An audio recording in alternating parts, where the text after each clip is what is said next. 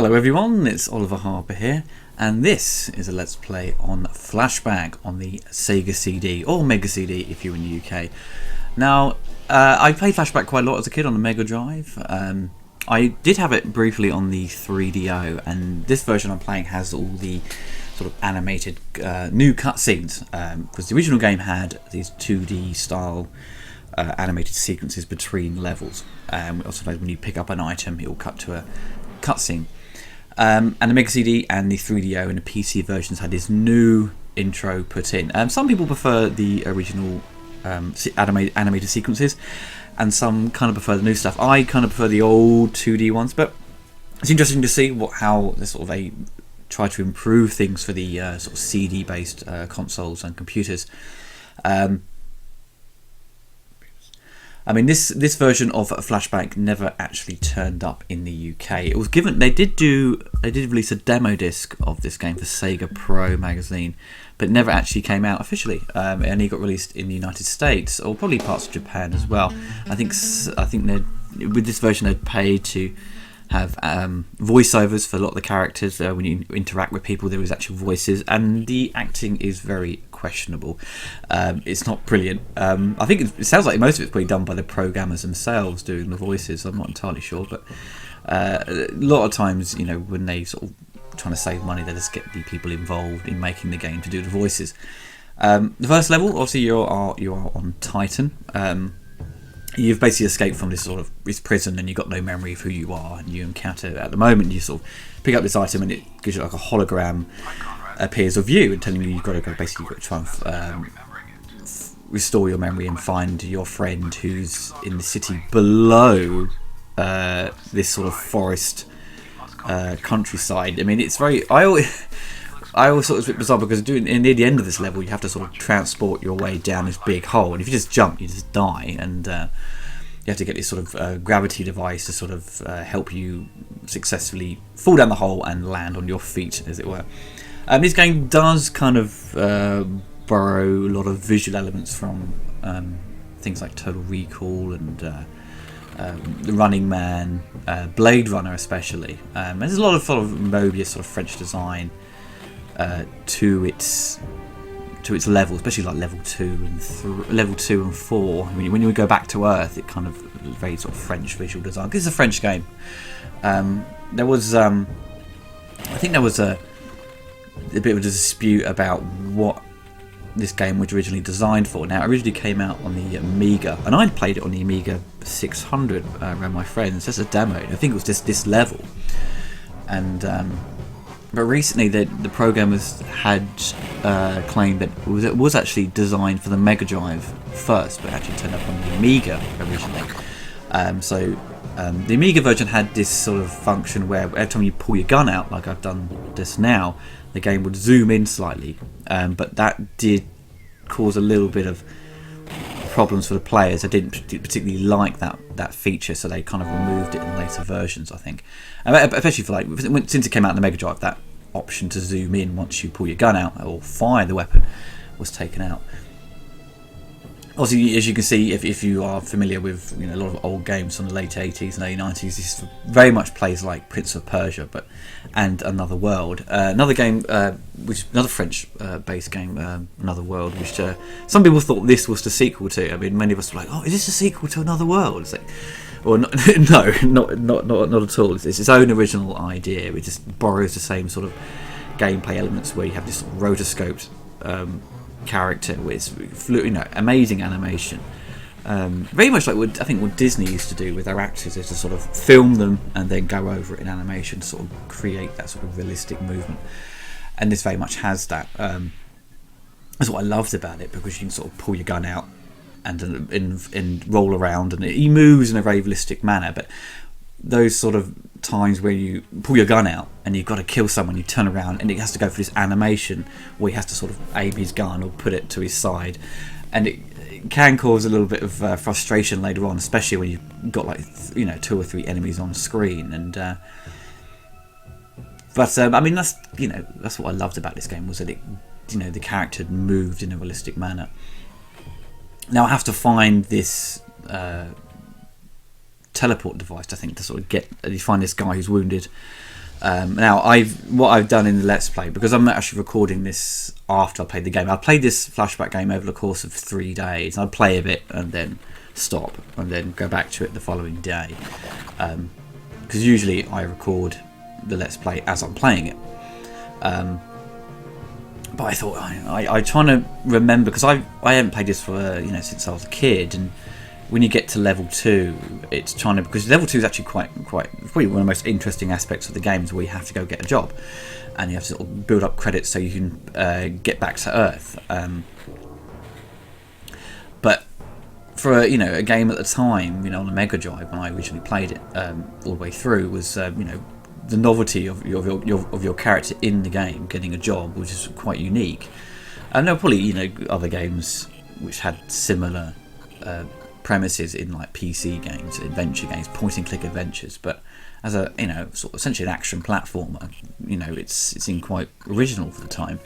That's probably the most interesting level, but also one of the longest levels. And I was trying to remember where I had to go, because you have to sort of go around parts of the city, and you've got to go to the job centre. You'll get papers to get to be able to get a work permit, and often forget where I was. So I thought, well, sod this. I thought, well, I'll just record the voiceover later instead of me, verbally getting frustrated on screen. But some people kind of like people getting pissed off on screen. But I thought, no, I better not risk it. And also because once I've recorded it, I can sort of, later on, I can sort of adjust the audio levels, because the Mega CD one, or the Sega CD, was quite unique because it had a orchestral kind of synthy score for each of the levels. Now, on the Amiga and a lot of the home ports, none of the levels had music. So when you kind of hear the music, it can be a little bit jarring at first, because you're so used to the game having no music at all, and you just got the atmosphere of where you are. So it does kind of work. Sometimes it actually works better, because some of the music is a little bit intrusive or a little bit too bombastic for the levels, but it does make it kind of seem refreshing. And the music itself was actually on the 3DO version, but it was actually on the disc, but it wasn't. They hadn't programmed it, so the game when the console read the disc, it didn't run the music in sync. So it must have been an afterthought and think, oh, we're not going to put the music in now, but even though it's on the CD itself. So the Sega CD one, possibly maybe the PC CD port, I'm not sure, but from what I've read online, the Sega CD one is the only one that has music throughout the game. I need urgent medical assistance. And I will try, actually, during the course of this Let's Play, I'll probably cut out a few of these sort of animated cutscenes, because they can just drag on a little bit, because sometimes you've got to throw something, you've got to pick it up again, and you see the same sequence again, you've got to pick it up, and when you get your health, you've got a shield, and when you've got your shield, you can take 4 hits until you're dead, and then you basically start the level, or there's save points throughout the game. So you obviously, when you encounter a generator which charges your shield, and you have to also go through the animated sequences again, and I might try and trim them out.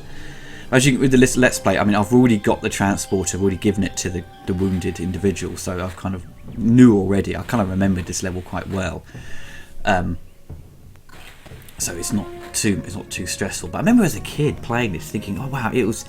I remember thinking this level was so big, and just and I always thought it's going to take forever to complete. But you can probably do it. This level, probably about 15 minutes, or maybe a little bit more.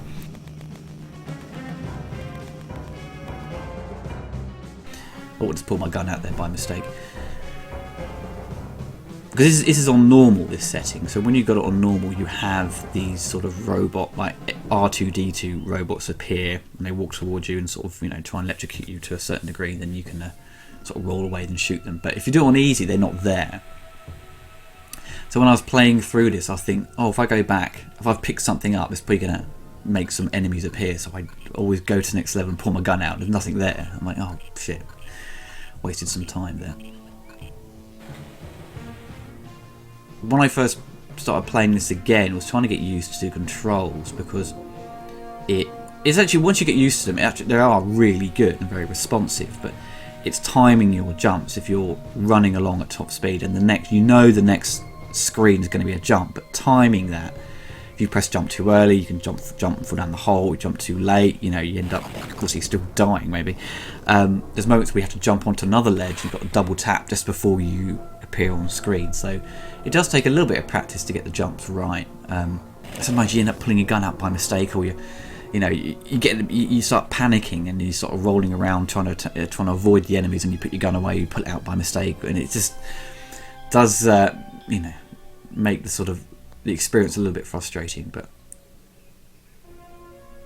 that's only nitpicking really. Did I just jump there for no reason? Just just end up forgetting what buttons to press.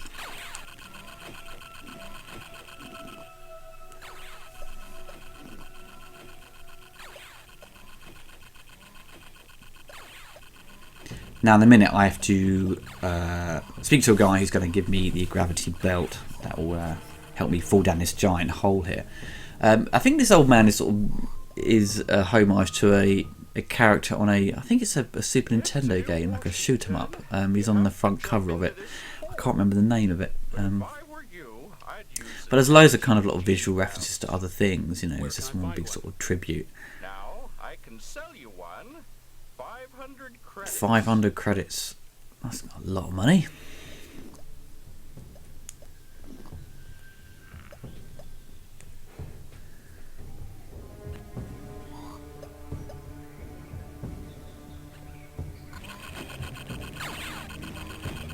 Nope. I rolled too far there.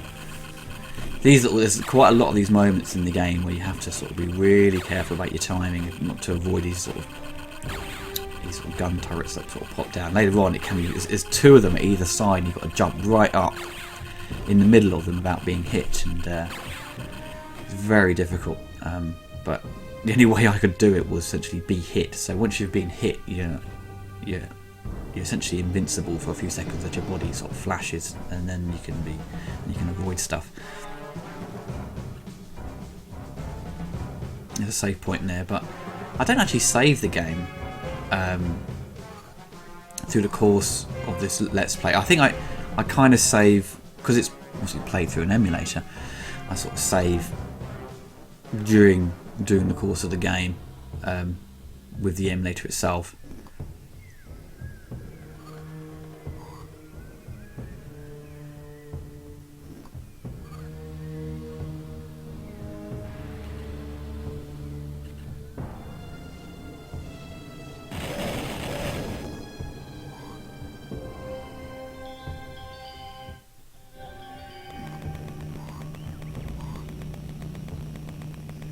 I was trying to think to myself, what kind of spurred me on to play Flashback again. I think it was, there's quite a lot of people who played it online. There's a lot of Let's Plays of the Super Nintendo one, Mega Drive version, a Jaguar version as well. Jaguar version was like, it basically looked pretty much identical to the Super Nintendo version, and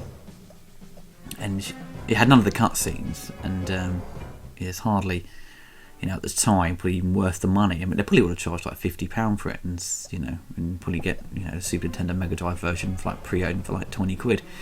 When I got on the 3DO, I was, it was the only one I played with the cutscenes, with the animated cut sequences, and I thought it was really impressive. But the in-game graphics, I think, were identical to the other ports. I don't think they, from what I gather, they didn't improve the in-game graphics. It was just the cutscenes and the sort of music and sound effects. But there's only one other Let's Play of Flashback on the Sega CD on YouTube. But there's no voiceover, there's no narration, it's just a long play. And I think you can complete the game in just under 2 hours. And this video itself should be around roughly about 2 hours as well, from what I can see. Yeah, it is. But I thought, it's one of my sort of personal favourite games, as a kid, and I just wanted to sort of go through it again. It still has its charm as well. I think the second level really is the unique aspect of the game, and then after that, it essentially just becomes a sort of a shooter, or action shooter. Just collect this, open the door, take out these individuals, and then continue on with the mission. It doesn't have the gameplay isn't as in depth as level 2. But I think if it had continued with that sort of idea, with doing side missions, it will probably drag out the length of the game, and people find it quite repetitive. It can be a little bit repetitive by level 2 because you're going back and forth, which can amount to a sort of unexciting let's play, because you have to, once you've got your job, you go back. Then you've got your job, and you've got to approve it. You've got to agree to do the job, and then you go do your mission. And you come back to the same level, the same location, then get the next job, then go do your next mission, and it gets back and forth. But it's only in the space of a couple of minutes. It takes the effort to do that. I mean, now I've got the money, and now I'm going to go return to that old geezer and get to level 2.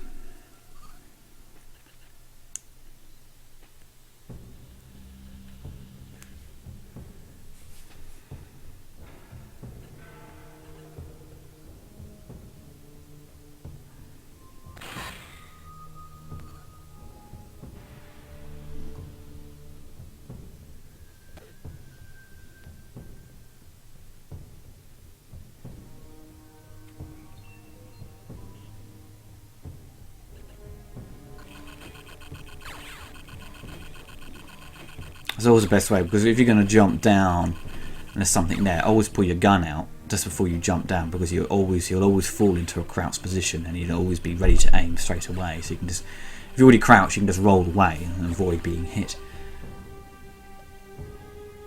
Give him the old money.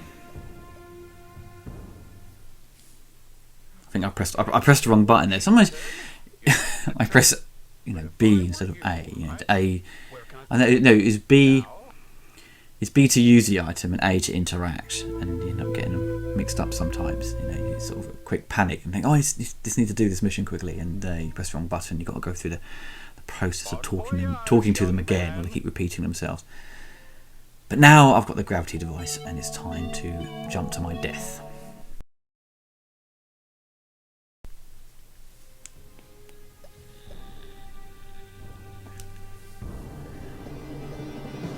Whee!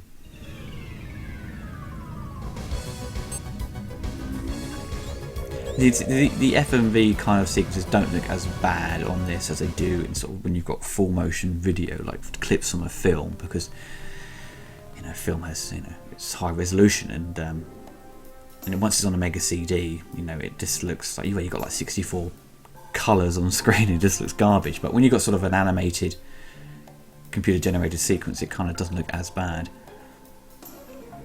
I've already got max health. That was kind of pointless, and now I've just activated. What a tit.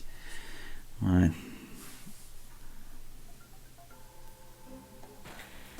Now this jump as a kid always pissed me off, because you've got to jump onto the top platform, but if you just run and jump normally, you'll miss it. So you've got to run just before you hit the edge. You just double tap up and you'll go whip onto it.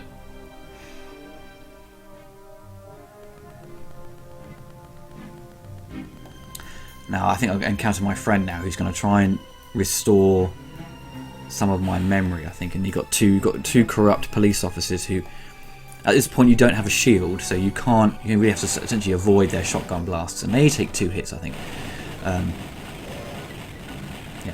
Died pretty quickly. Oh no, he's staying off screen. I hate that when you can't actually shoot. Sometimes you can't shoot them from a certain distance, so you have to wait till they're on screen. Later on in levels where you're on the alien planet, you have one of the aliens directly opposite you across his canyon, and he's standing there, and you can't even shoot him. You can only shoot him once you're essentially in that area where he is, which is a bit frustrating. Take a seat. We'll fix that shortly.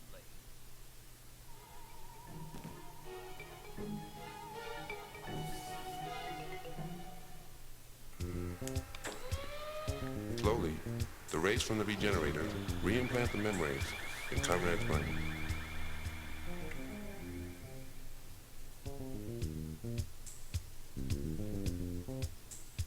The end of your thesis.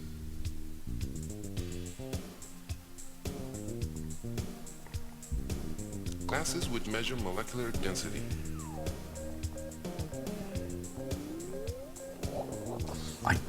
I trying to remember what is actually going on in this sequence. He just locked onto something and analysing it. I'm the foggiest, so I just I think this really is to sort of skip this moment because it keeps repeating itself, and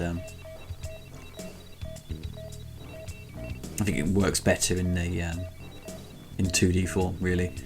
And some of them look okay. Some of them it's okay. I mean, because probably in 2D form it doesn't date as badly as watching this, because during the during the time when CDs were sort of becoming the norm for playing games, they'd kind of think of an excuse to sort of fill up the rest of the memory on the disc. Because most games, if you say you download a ROM, a Mega Drive or SNES ROM, the game would only be like 2 megabytes, and we charge. You remember back in the day they were charging £50 for that. You think, Christ Almighty, you can emulate it perfectly now. And I mean, Mega CD games or CD-based games, essentially half the memory is the audio files and the animated cut sequences, and a lot of games became that. It was very much you get the sort of,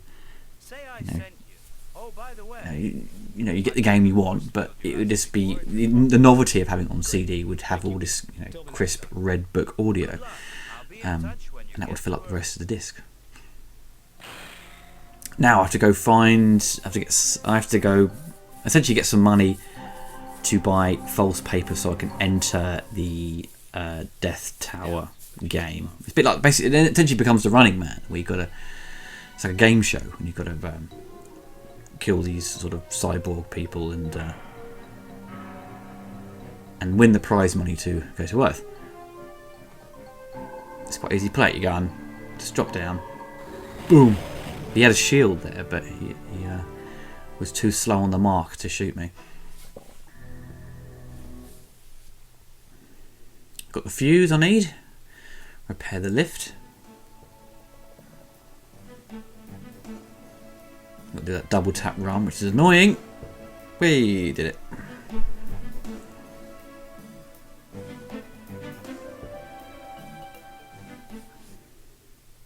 That should work now.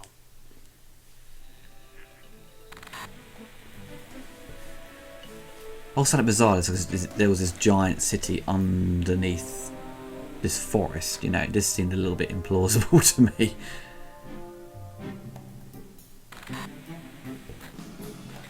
I always thought it would be quite interesting if they actually did a movie on Flashback. It's original enough to be its own thing. I don't think it may fall under the trap of everyone going, well, it's just a copy of all these other films, but I think it's very much done in tribute. And they did do a new Flashback game, or a remake of this, essentially for the Xbox, PS3 and PC. I don't think it was very well received. I played a bit of it. I played the demo because my friend Richard, is a big fan of Flashback, and he downloaded the demo and he didn't like it at all. And I thought one weekend, well, I'll give it a go. I thought it wasn't that bad. I thought I might wait till it's a little bit cheaper, then give it a go. But the voice of the character Conrad, who you play as, he sounded like a bit of a dickhead, to be honest. And I don't think it takes away some of the. It kind of cheapens the game. I mean, you're playing as this sort of douchebag. He's kind of like, I don't want to play as you. You're a bit of a twat. It looks alright. The game looked pretty cool. They did do a sequel to this called Fade to Black for the PS1. It was going to come out on a Sega Saturn, I think. It did come out on the PC as well. And maybe I think they were going to do one on the N64, but I think that N64 and the Saturn ones got cancelled. But I played it. My friend Gary had the game, actually. Gary's popped up in a few of my Let's Plays and a couple of my James Bond commentaries. And I played it around here, so I didn't think much to it at all. This game did not work at all in 3D. It was such a drastic change from this style of game.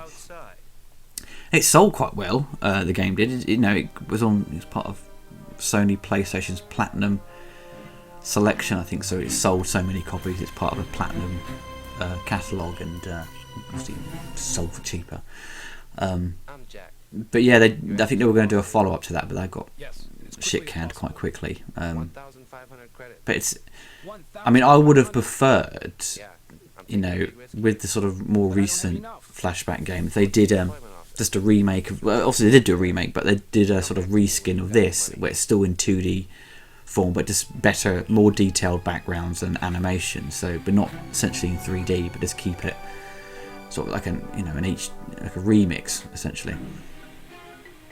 Now I've got I've obviously now been spoken to the guy who's going to help me out with the papers. I have to go get a work permit, and I'm a bit of a plonker, and I kind of went the wrong way. So I get on the underground, which is so cool in a game. You got on the underground. I get off here, I think, and I go to the area where you apply where you get the job, but I don't. I've gone to the wrong area to get the work.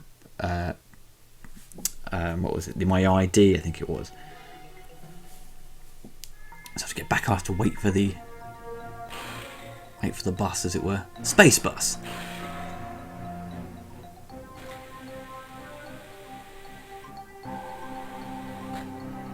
So all these little restricted areas are all part of missions later on, when you've got to either take out a crooked cops, or if there's a cyborg on the loose. And see, I go to the work agency, but I need to get the right papers. Here we go. You must have a permit So you need in order a to permit, work. which I don't You can have. get one at the administration center. So the admin office is not in here. I have to go to the admin office. This is where you go to get your job. So you select your job and then approve it, and then you go on your mission. But I have to go to, I think is it Asia? I think it is Asia I have to go to next. And these little characters walking around, you can communicate with them, but they're not part of the story. They're not going to help you. They just be like, go away, or I'm busy right now.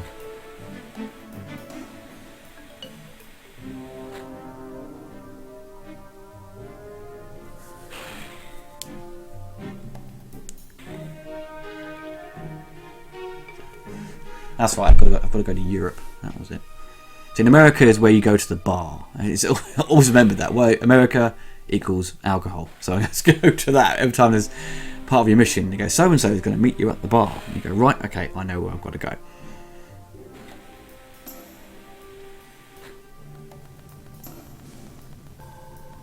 Here we go. And the annoying thing is, it's when you get up to the next level, I know you have to talk to a person in window B, but you can't go to window B straight away. You have to do the sort of, essentially it's a joke where you go to the person on desk A. They go, oh, I'm sorry, I'm too busy. Go speak to someone on window C, and you go to window C and you go to window B. But I pressed the wrong button. I just loaded the fucking map up. But you speak to them and they go, oh, you can't do anything. You have to sort of communicate with A, then C, then B, which is really annoying because, if you've already played the game, you have to sort of go through the whole process every time.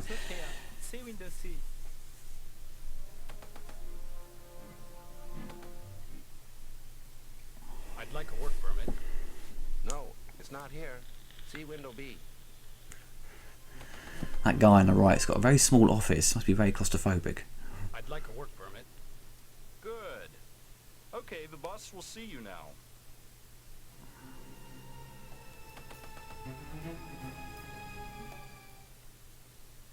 I'd like a work permit. I'd like to have a work permit. There's no problem getting a permit. I need your ID card. So my ID card, I think, is a false one. I think it's off that guy who was wounded in the first level.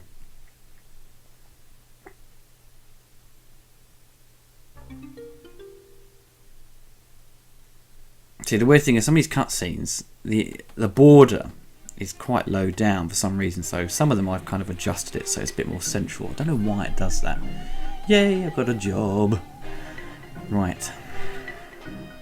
Now we'll go back to where I was earlier, so to go to get the job. Now the first job is really just a delivery job. So you got to pick up an item and you've got to deliver it to, I think you pick up the item from Asia and drop it off in Africa. And then after that you've got to essentially a bodyguard, and you've got to protect this individual. You've got to take him from point A to point B, and you've just got to open a few doors and take out a couple of bad guys, I think. And then after that you've got to hunt down his cyborg, and then you got to. I think it's essentially 4 missions. No, it's 5 actually. One of them is pretty difficult. Where it's like a reactor's going to explode. You've got to replace like a motherboard or something on this computer, and you've got a limited amount of time to get there, and then when you get there, it's trying to find out which point to put it in, and I always forget because I swear I forget. In this playthrough, I get there and I think, oh, it's here, and I'll go, nope, it's not here, and just in a nick of time I do it.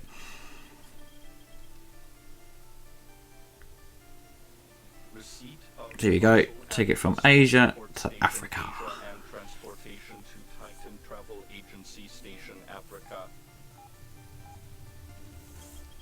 100 credits.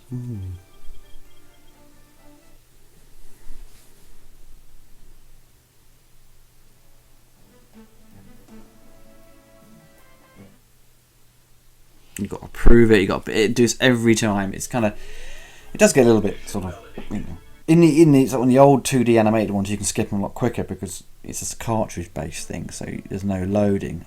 But with any sort of CD based game, there's always got CD's got to load. It's got to access the next part. There's always going to be a second delay or two.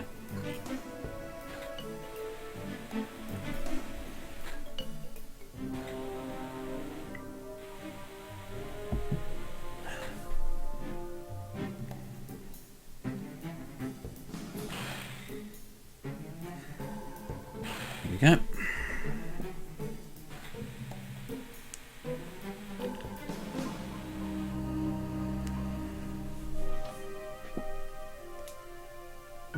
But as I was saying earlier, I was talking about, if there was a film, I think it'd be, a couple of years ago, I'd kind of written a sort of outline for what the film could be, because I'd thought, it'd be great to, this to be a film, and just in the top of my head, I just kind of wrote some notes down, and sort of visual elements, what it could look like, and sort of wrote down a couple of films that, what.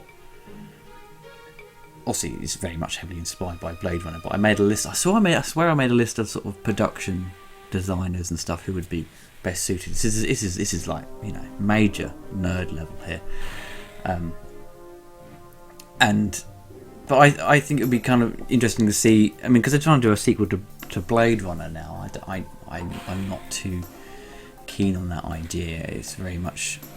I don't know what they're going to do with it, and the idea of bringing back Harrison Ford, it goes back to the idea that Harrison Ford, and obviously at the end of the film, the final cut and the director's cut, it implies that Deckard is is an android, he's a robot, replicant as it were. But I always thought, because he can bleed, he can be wounded. I thought he was kind of a more of an original model of the replicant, where they didn't have. A 4-year lifespan. He had a lifespan of a normal human, or could live for longer. It's never really implied how long he's been around for. So, doing a sequel, then obviously there is talk about him returning. So he's obviously a replicant who can age and he can live for longer. But I really don't know what they would do. I mean, I'd rather see a film on Flashback, because it kind of borrows all the great stuff from the 80s sort of science fiction and early 90s science fiction and kind of twists it into its own little thing. And I think it'd be quite interesting. Obviously, I didn't mention, because later on you have to transport to this planet, and you've got this, because the story is essentially this alien race are trying to take over Earth. They can destroy all the humans, and they're kind of lizard-like creatures, and they can sort of morph and make themselves look human. So it's a bit like They Live by John Carpenter. And as I was saying earlier, if they did do a film, it would probably come under a lot of criticism by saying it's copying everything else, it's not its own thing. But I think there's enough in this to sort of make it its own thing. I mean, a lot of films are kind of inspired by other things and just borrow the things that work and do a twist on it to make it original and seem fresh. Here we go. Now I've got to go to Africa and protect this important individual. That gun there, it doesn't look like the gun I have.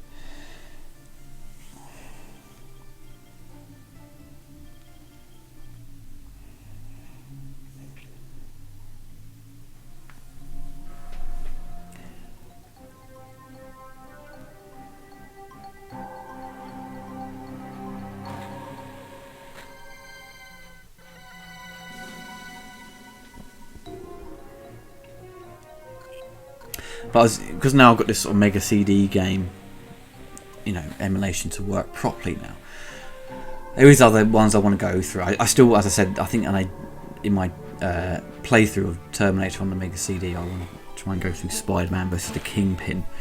That'll be an interesting sort of playthrough. I played a bit of it recently just to see what it was like. It does, obviously it's a remake of the Mega Drive title, but it's got these animated cut sequences. You can choose where you want to go in the game. There's a giant map.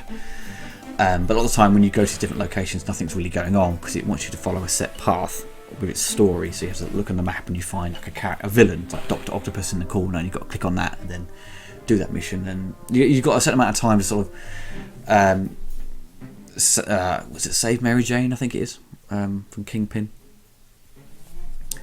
But the Kingpin has kind of turned the police all against you, so every time you go to a level, you've got the cops chasing after you.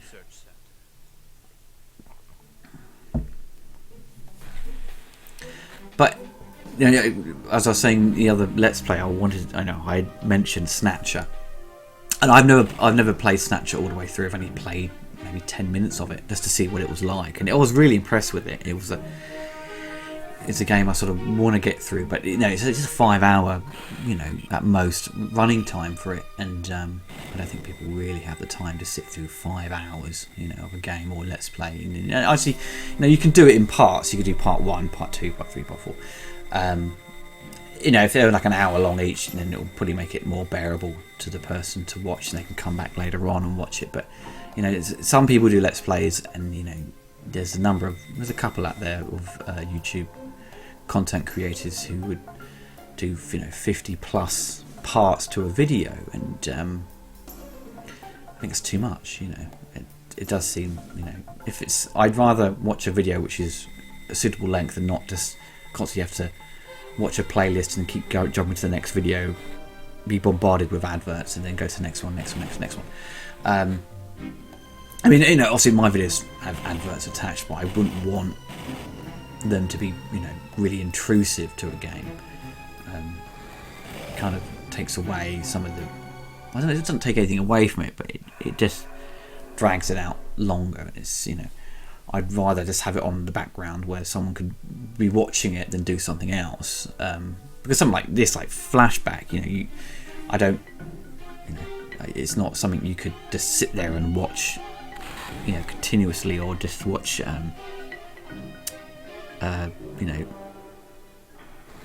to stay focused on for 2 hours. I think it's something you could sort of watch in the background and sort of tune back in. Maybe that's something saying about maybe I've chosen the wrong game to play. I don't know. It's just kind of a lot of people that watch some of my videos that are quite long, especially on my movie reviews channel, my retrospectives, things like commentaries I do where people enjoy listening to them while they're at work or they're doing something else, they're tidying or studying, just have it on in the background.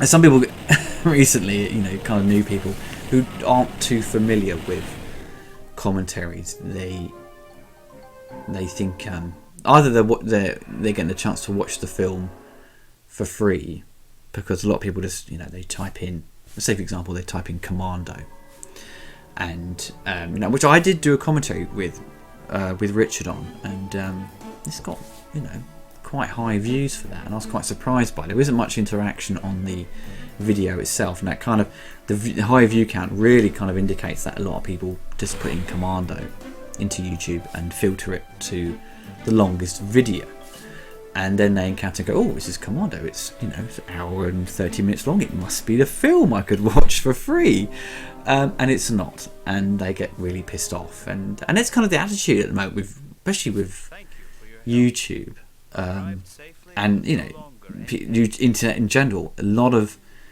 people expect things for free when it comes to music and videos, especially. It's when someone does a Kickstarter, they do a film, and they charge people for it. They expect it for free. They want everything should be. It's this generation have kind of grown up with, expecting a lot of stuff for free and people to work for free, and that's not the case. In any sort of visual medium, or in terms of music industry, people don't do stuff for free, and people shouldn't be expected to do stuff for free. you know, my dad's, you know, an architect. No one would expect, you know, no one would ask him, could you draw, you know, do these designs of this house for free? You'd tell him to fuck off, you know. I'd tell him to fuck off. But as you know, some people, you know, when it comes to YouTube though, and things like, you know, video reviews or playing games, it's very much, you know, people request it and you do it. And, you know, if it's something you're interested in, then it will be, you know, most people don't have a problem with that. It's not going to be like, well, I'm not going to do it unless you pay me.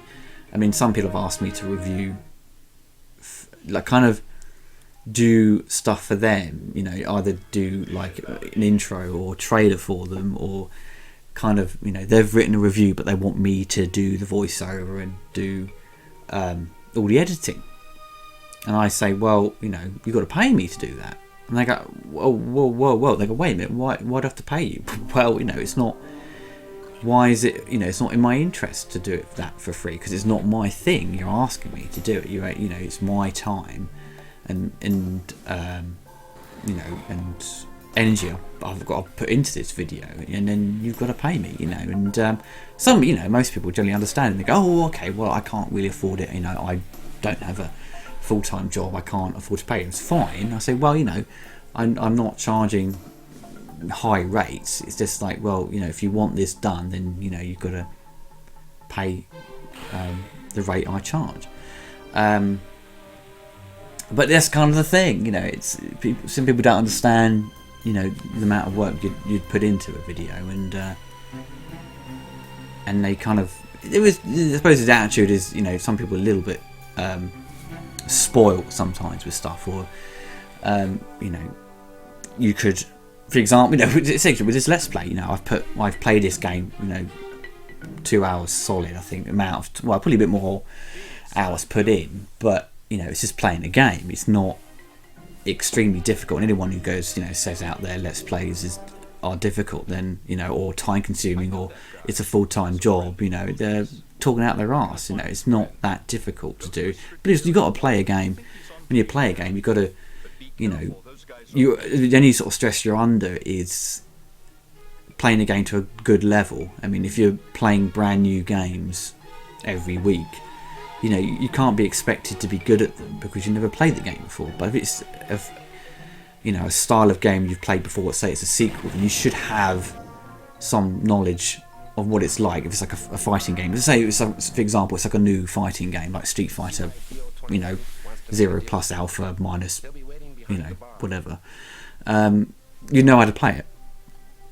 But, you know, that's the only effort you'd put in with, you know, new games, because you're under the pressure of trying to play the game well, and you're going to be under a lot of criticism if you don't play it well. So that's the only kind of the anxiety, I think, that would come with playing new releases and playing them to, you know, a good level. But so I think really, when doing Let's Plays, it's probably best to have a practice of it before you record anything, because you're just gonna, you know, fuck up so many times, and you're gonna, no one wants to see the same thing over and over again if you keep dying and dying and dying. Obviously most smart people that, you know, create videos like, you know, long Let's Plays should edit out those fuck ups, because, you know, people don't want to see that. It's just boring. So with this video, I mean, you know, I've had the odd one or two instances where I've kind of like fell to my death and I've just cut it out. There's no point seeing that. But it's not something that's happened throughout the entire Let's Play where I've gone wrong all the time. I just, you know, just restart the level again, and then I know what I've got to do.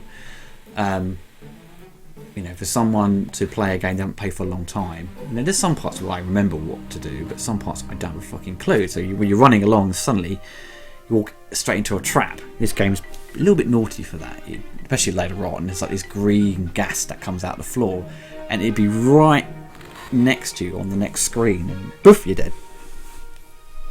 So I've had to redo. I mean, this mission here is actually, this mission's quite weird, because I'm not sure if it's a bug in the game, but you got to take out these two cyborg dudes, and you can run at top speed, and once they get near you, once once they started firing, there was no sound effects for the gun, or even your gun. I thought, well, something's glitched out here. I don't know what's going on. So there's no sound for the guns. Either it's a bug in the game, or something's not loaded properly. But then later on, once I've done the mission, I sort of pull my gun out and fire it, just to make sure there is a sound effect. Because the sound effect for the gun is a wicked little sound effect they've created. I didn't want it to play the rest of the game with fucked up sound effects. So I think it's only the odd couple of missions there is an error where there's no audio for the gun. Mission completed. I think usually it sort of corrects itself once the game has to load the next bit. It's all very peculiar.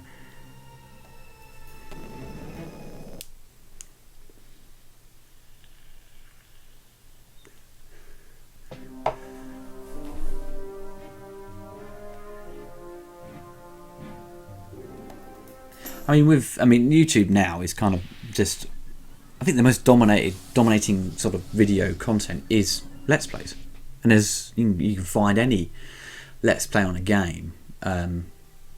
There's if you punch in any old game you played on on your old computer or Mega Drive, or even new stuff, there's always a Let's Play of it, and sometimes it's people talking over it. Sometimes there's nothing at all.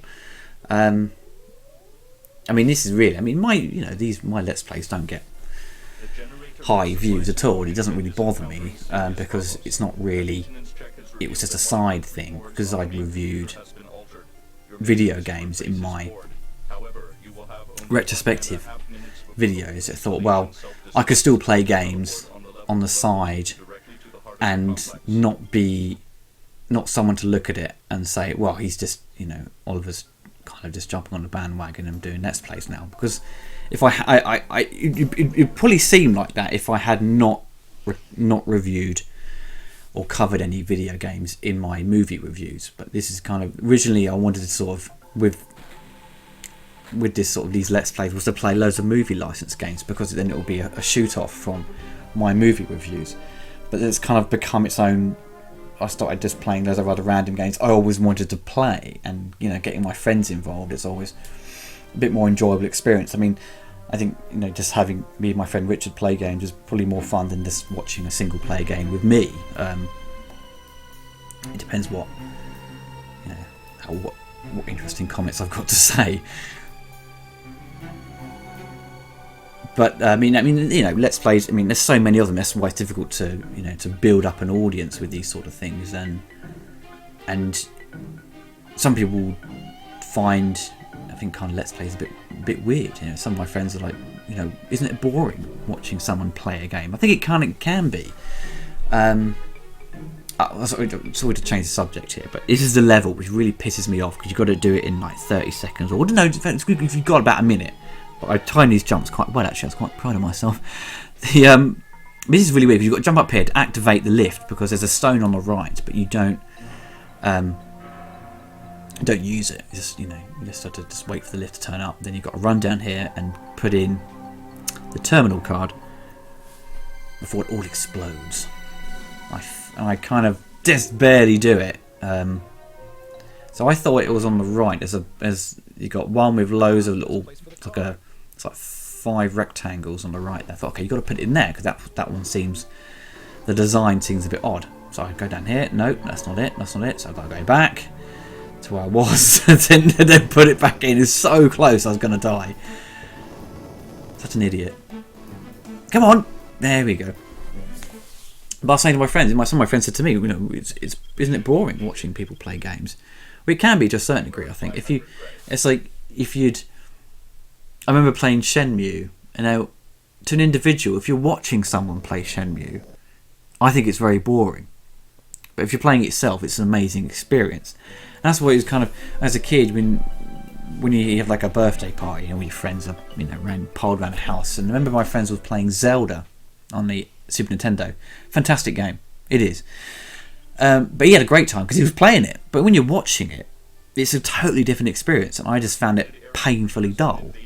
And I just sort of dozed off in the background. And but some people, I couldn't watch someone play like Final Fantasy or something, because it's a better experience by yourself. But something like I suppose like a racing game or a fighting game, it's kind of quite exciting to see someone else play it if they're good. Pulling off all these combos and stuff. But also, it can be a dull experience if they're not talking. So with my videos, is really just to sort of play it live, which this video isn't. It's kind of recorded later, but was to provide like a live voiceover, so it kind of feels kind of natural in the way that you're watching someone play and they're talking to you, or you're listening in on, watching them play a game.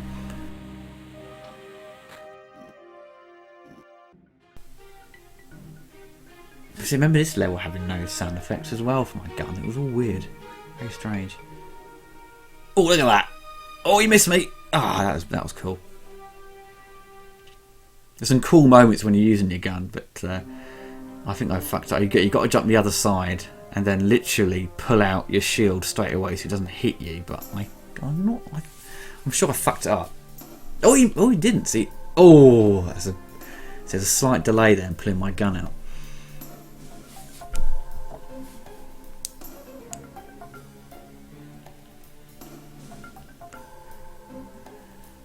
Oh dear, fuck that up.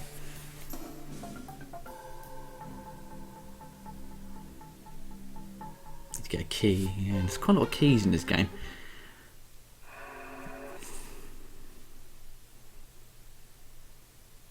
But to me as a kid, this level was always, kind of the most interesting out of the bunch. Because said you've got to get a job. That's kind of the unique aspect of this game. And I remember once kind of Flashback had kind of had its thing. There wasn't many more. There's quite a few. I think there's a game called Blackthorn for the Super Nintendo and 32X, possibly Mega Drive. But that had a similar sort of style of gameplay. But it lost its wasn't really popular anymore to do this style of game. Then Oddworld came out on the PlayStation. I remember that came out. I was like, wow, this is like Flashback again. Obviously a totally different game, but it kind of played the same. But that was it. I mean, there wasn't any more of that sort of style of gameplay, and I kind of got a bit lost. A bit like scrolling beat 'em ups, like Streets of Rage and Final Fight. They didn't make them anymore after a certain point, and they kind of lost their. I'm sure there's still an audience for it, because I've got so many friends who love playing those type of games, and maybe they just didn't sell that much anymore because they all went 3D, and it's that period where they make every style of game into 3D, and it always didn't work at first, and then it took them a number of years to get it right. It took forever for Sonic really to sort of get it what it was. Because I really liked Sonic Adventure when it came out. I loved it on the Dreamcast, and there was obviously clunky moments where the camera would struggle to lock onto you, or you'd struggle to sort of choose the right angle to sort of play the game properly. But Mario obviously was far more successful at that. But it took, I think, the Sonic Generations on the 360 and PS3. I think that was it gave you a sort of 2D style platform but in 3D, and I think that kind of works best for Sonic.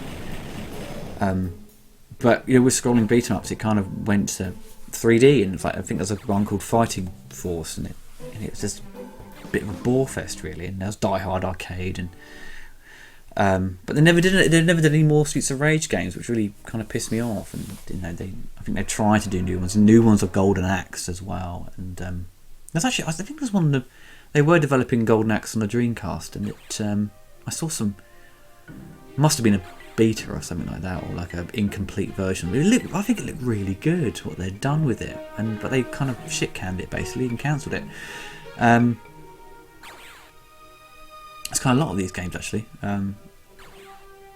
They try and do a new one, then they just cancel it because it just doesn't work. And a lot of the time, that's the reason why some of these sort of games, when they do release them, they fail, because that translation from 2D to 3D didn't pay off. And this is what also happened to Flashback, even though the game kind of sold quite well, the sequel, Fade to Black, but the reviews weren't particularly good. I think it was essentially kind of sold on the name, and it was, people also knew it was a sequel.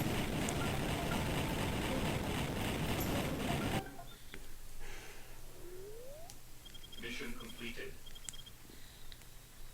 You earned 600 credits.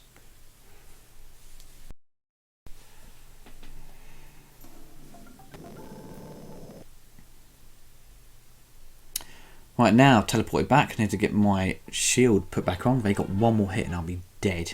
I'll be fucked.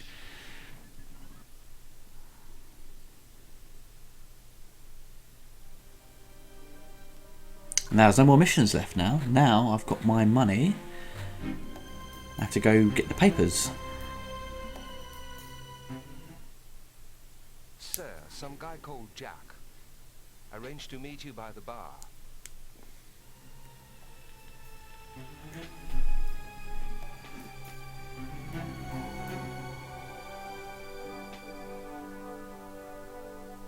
Ooh, that was close and he fell down the hole. Oh, fucking hell.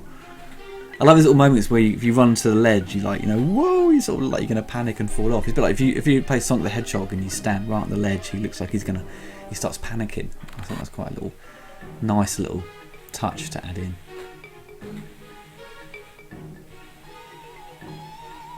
Because at the moment, I'm obviously working on my like Halloween specials at the moment for this month, and have to get Near Dark done soon.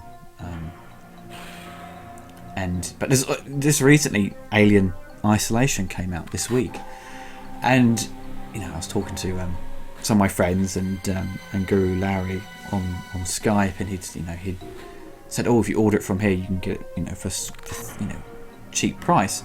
And I thought, well, I do want to get it, and the reviews have generally been very good for it, actually.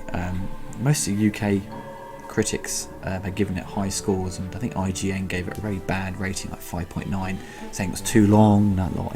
Well, maybe I don't want to spend £40 on a game and it to be 5 hours long in single player. I mean, Call of Duty had essentially become that. It's really pissed me off,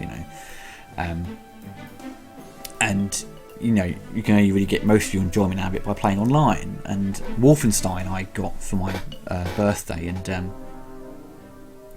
that's quite a long game. I mean, it's not as long as I expected because I'm on the end boss now. I need to go back and play it and just kill him so I can say I've completed the game.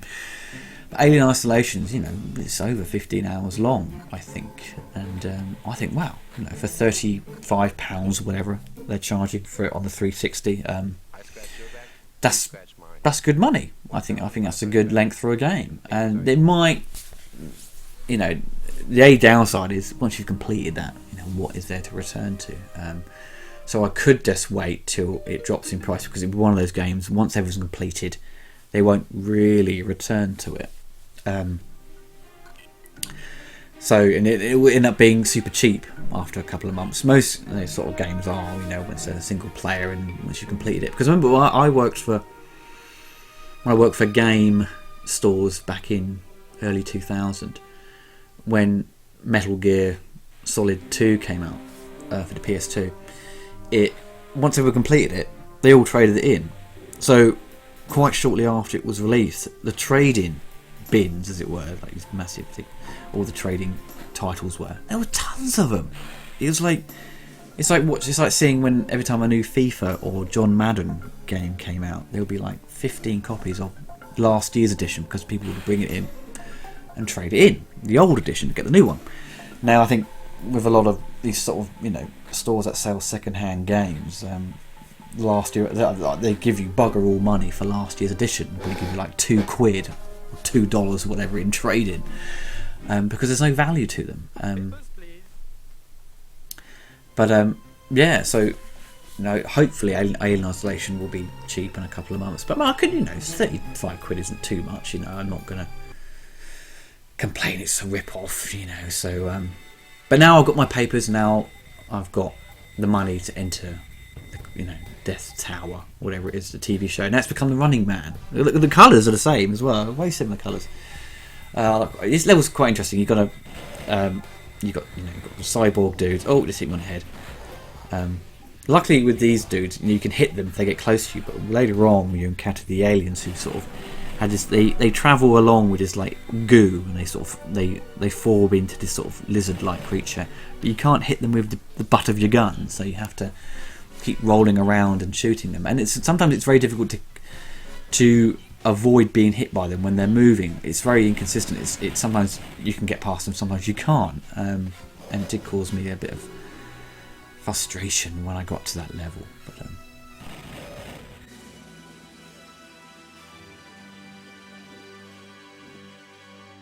But I would like to do, a video on Alien Isolation. I think it would be, because I'll probably put it on my other channel, because it's a movie based game and review. But I really need to sort of upgrade my equipment, because at the moment when I record video let's plays, video games, it's just a software where you essentially record off the screen and not an external device, so I'd have to get like a port, the external sort of video capture equipment to sort of capture HD video, I'm thinking about it. I think they're about £100 to get a video capture device, and then I can do it. Guru Larry had recommended one which he uses, which I'll probably get from Amazon for literally for £100. So I might do that at one point. I might try and get one before the end of the month, so I can play Alien Isolation. By that point, most people would have seen the game and played it and reviewed it, and would there be enough interest? I suppose but I wouldn't mind expressing my own opinions on the game when I get a chance to play it, because apparently it's it's probably one of the better Alien games out there. I mean, I've played so many, like AVP on the PC and AVP 2 and Alien Trilogy. I never played Alien Resurrection on the PlayStation, sort of first-person shooter. That was supposed to be quite good. Obviously, I played Aliens Colonial Marines, which was a big letdown, and I was gutted really, because all the critics were embargoed not to publish any reviews until the day the game came out, and I had just before I went to get the game, they'd posted the reviews online, and the reviews were pretty bad to say the least.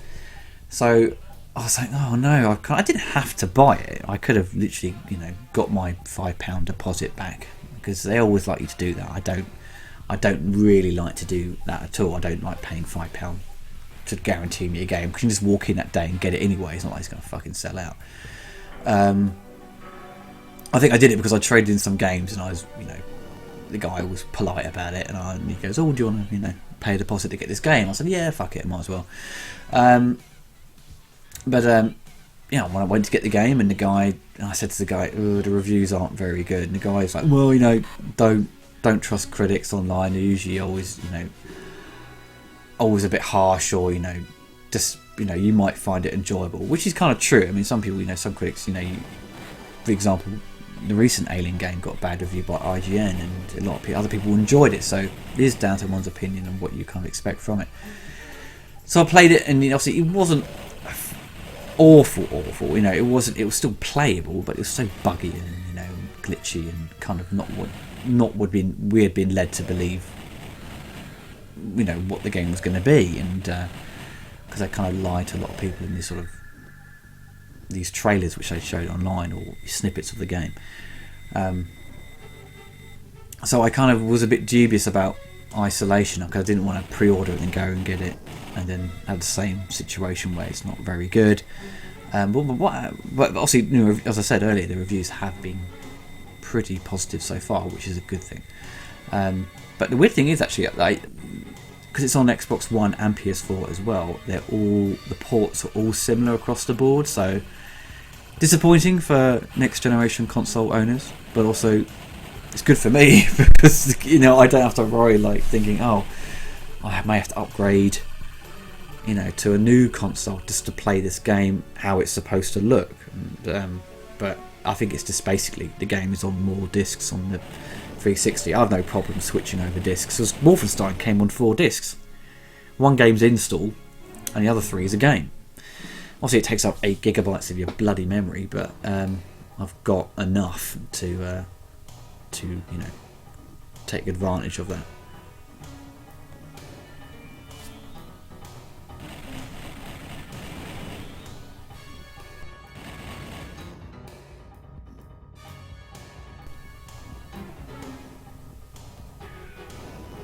I think there's 7 levels you've got to get through on this Death Tower thing. So this is another gun turret there that we activated. If I cross that, go for that laser beam.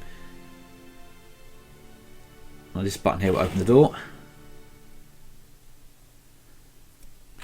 But I think I avoid that guy. I think I just basically run past him and just get the lift. And sometimes you can just do that. You won't fail the mission, or you can't get to the next level if you don't kill, someone. But sometimes, a lot of the time in the later levels, if you kill one of the bad guys, they will drop a key, which you need to use anyway. So you have to kill them. So what I do here, I turn it on and I sort of duck, whoa, and then jump again. Hey.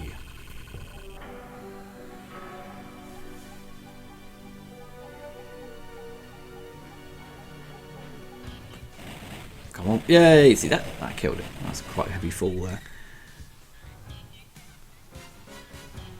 I think I need to recharge my. Yeah, I need to recharge my shield. Another boring animated sequence. Ooh.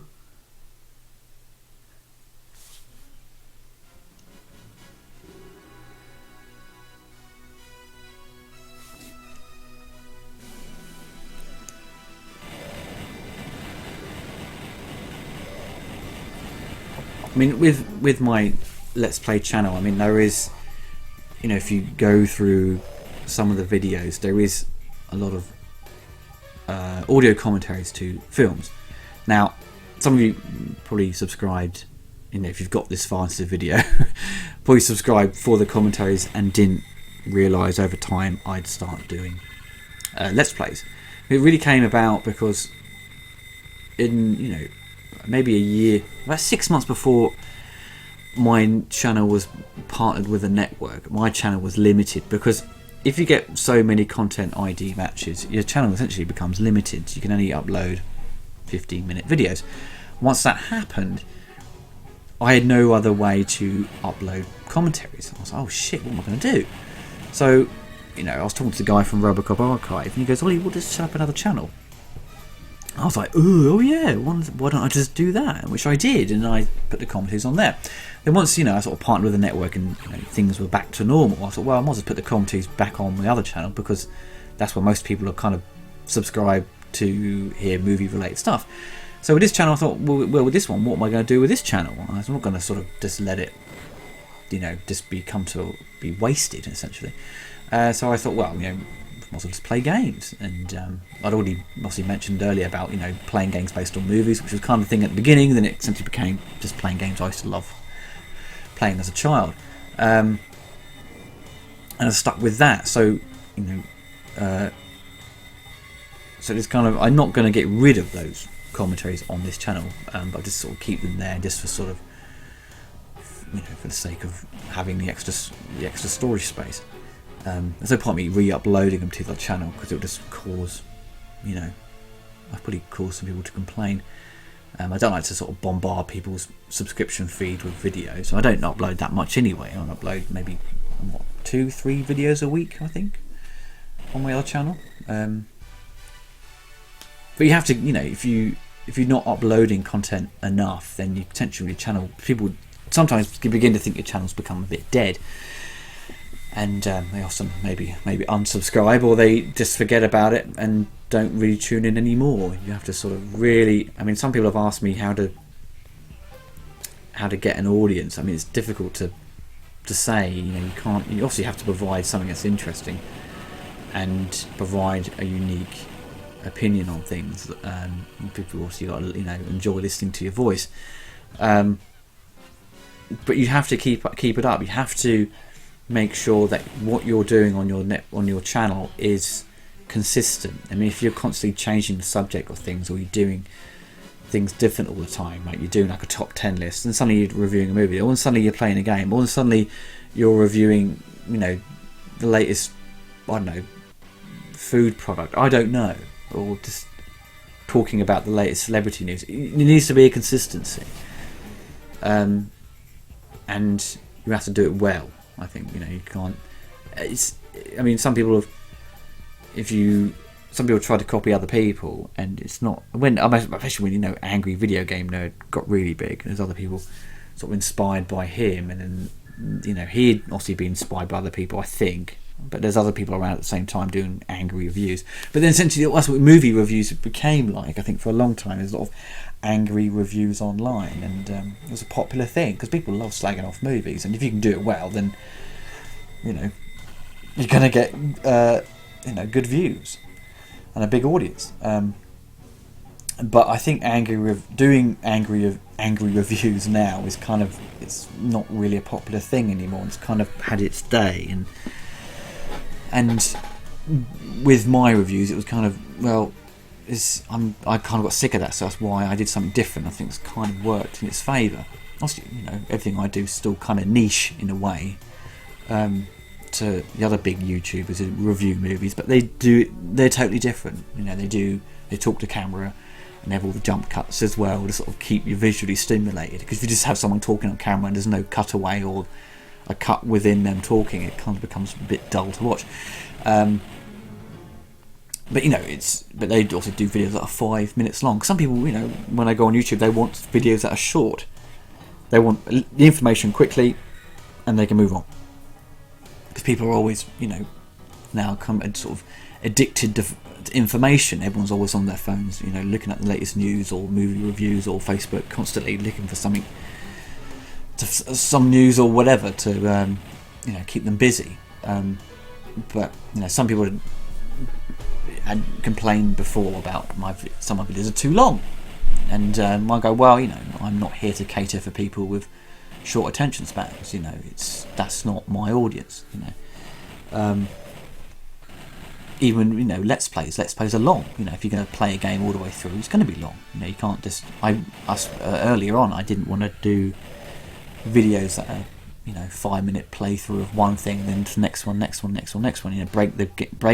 Break down the whole let's play into chunks. But I think people are becoming now more acceptable to sort of watching longer videos. I mean, I couldn't upload a video that's like a minute long and just class that as a video. I think it's quite lazy. I think I've some channels I subscribe to, and they upload maybe 5-6 videos in a day, and most of them be about a minute 20 seconds long. I'm like, and they've got monetization on it and stuff like that, and it just seems like a quick cash grab to me. I couldn't, unless I could only do a video that's a minute long if it was just a quick news update saying this is happening, or I'm going to be reviewing this, or something's happened, and people need to know information quickly so they're in the know. But if it's like every day you're doing that, it's kind of very lazy content creating. There's no effort involved, and that's what the sort of biggest things of YouTube at the moment, because it essentially become oversaturated with crap. There's so many naff videos, there's so much stuff to sieve through. Just because every day there's 2 hours. Apparently every day there's 2 years worth of videos uploaded. Like the length of them take you to get through all these videos. There's so much content, but most of it is garbage. It's quantity over quality, and it's becoming. I think it's become for a lot of people becoming more increasingly difficult to find quality on YouTube, because a lot of the time people just get restricted. If you want to do an interesting movie review, people get scared by content ID claims. And one of my friends, Eddie, he's my Facebook group, and he's doing a new channel now with reviewing old toys and stuff like that, all kind of a mix of everything. And he was scared of content ID matches. I'm like, well, at the end of the day, what you're doing, it wouldn't really fall under that. I think you'd be fine. But people are generally quite scared of uploading stuff to YouTube with content IDs. I think they're going to get sued or they're going to get in trouble. So, well, these are just automated systems, and there's nothing really to be worried about, and you can get around it. You either have to be quite clever with your editing to avoid getting content ID matches, but if you're within your fair right to argue fair use, if it's a review or critique, then you can dispute it. And that's what I did. I kind of made the effort. It was difficult, by the way, to get to speak to the right people at Warner Brothers and Universal were very difficult to get hold of, but I spoke to someone who's a really nice person, really really helpful, and they love what I do. So I don't have to worry anymore to a certain degree about, if I have to review a film, they're going to slap a copyright strike on me because I know the right people now. But you can do it. If you're ever worried, you're sitting there at home thinking, I would love to review, Jurassic Park and share my views and opinions on it, but I'm worried I'm going to get a strike or copyright. Personally, you won't get a strike, but you just get a copyright ID match, I would presume, if you've used too much footage. If you've used, say you want to show a clip from Jurassic Park, it's like maybe 30 seconds long or more, you will get a match. But you just have to not do that. You just, try and avoid showing best of stuff, like is showing a best of all the best jokes on a film. Don't do that. I've done it before, and you're going to get a match. So you just have to be, quite conservative with what footage you use. But if you use too much, but you've edited the video in very well, and you've constructed it in a good manner, then you can argue fair use, and sometimes it will work in your favour. But don't let those sort of copyright ID matches scare you. I mean, always, if you want to say something and you think it would be a good voice a good opinion on a film, you think you've got a good angle on something, then do it. Don't be scared about it. But just don't sit there in front of a webcam just talking, because there's so many videos like that. You have to provide something that's kind of looks visually different and it's unique. You could have something in the background, or you could yourself create a character to be, or like a mad critic or something. I don't know, but that's if you want things to work, then you need to create something visually interesting and not just sit in front of your computer and talk, because you're going to get lost in the mayhem, because there's so many other people do that. But anyway, back to Flashback. Well, I'm now on Earth. And it looks miserable and yellow. It's like pollution, I think, isn't it? I think it's looks a little bit like Judge Dredd, actually. But yeah, now it's all become essentially just an action shooter now. There's no more elements of getting a job or being essentially a mission. You just got to go from point A to point B now.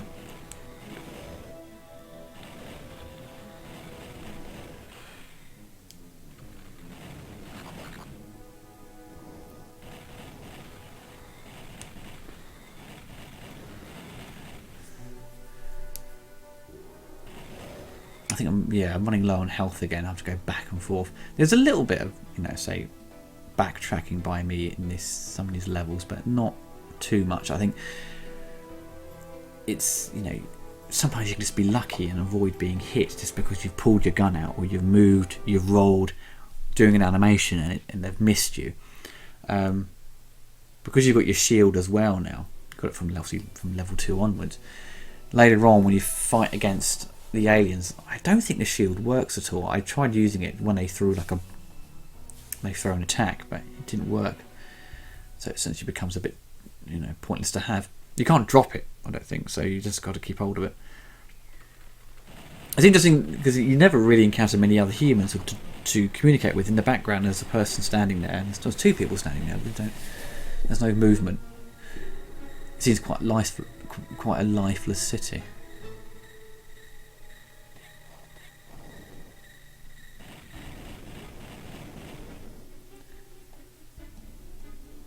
Got to be careful here, you mustn't run too far, you're flying off the edge. Get my taxi and then go across the city. There's a quite cool bit actually, because there's panes of glass that you can smash through with your gun, which is quite. They only have that on this level, which is kind of weird. It's very Blade Runner-esque with those buildings.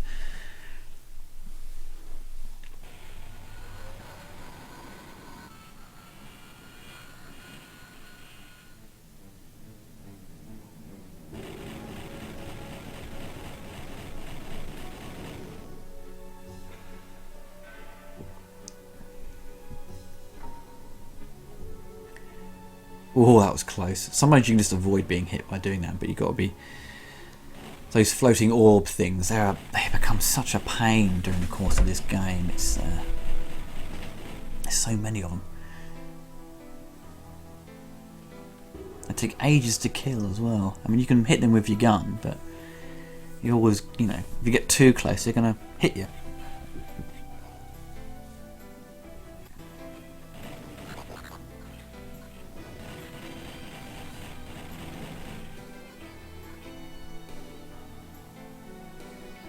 Now during the course of this level, I think by the end you uncover the plan of what the aliens are planning to do. They're obviously going to kill the human race, which you then have to teleport to. You have to escape. Well, you get put in prison, then you've got to escape, get your gun back, and get to teleporter and teleport yourself to the other planet.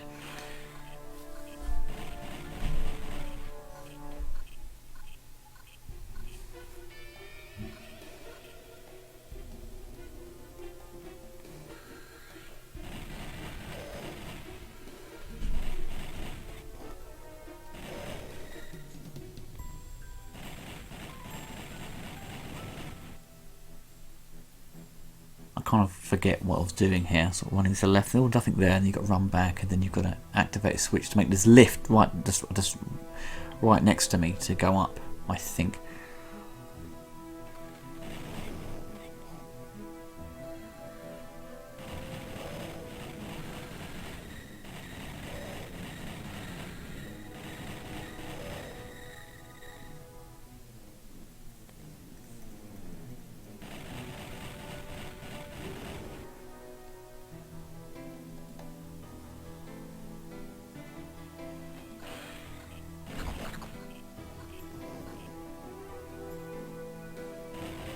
It's really the best way to travel. It's just to eventually just pull your gun out and roll all the way across the level.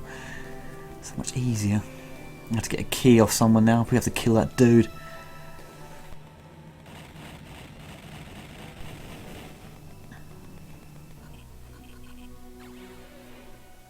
Oh, he's coming down. There we go. Oh.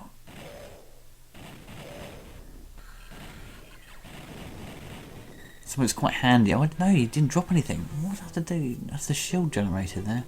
Oh, I've kind of messed it up here because I had to. The lift I didn't pay attention to. Had to essentially you can activate, but I didn't think you could move it.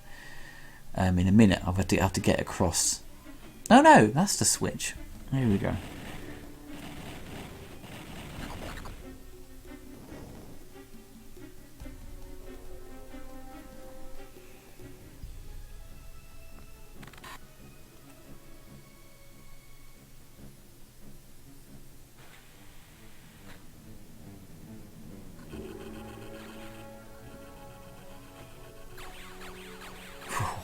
So close.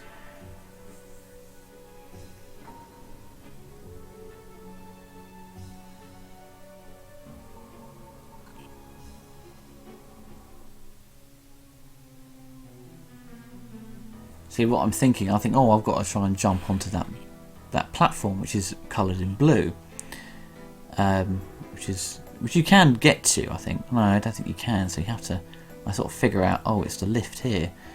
Here we go. Get your gun out. Then you can jump onto it.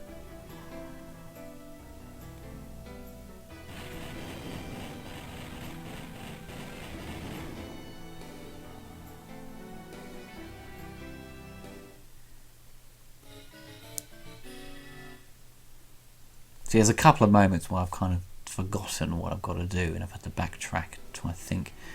So there's waste maybe 5-10 minutes. It's probably gone over 2 hours, I think, for the full Let's Play. You can do it generally in probably an hour 52, maybe something like that, if you're pretty good at it. And I think maybe if you cut out a lot of the cutscenes, it would make it a little bit more acceptable length.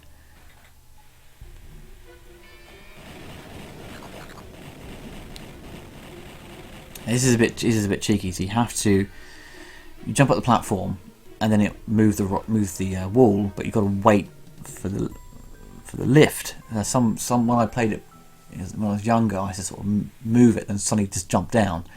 And I'd die, obviously, because you've got a long way down. You'd fall.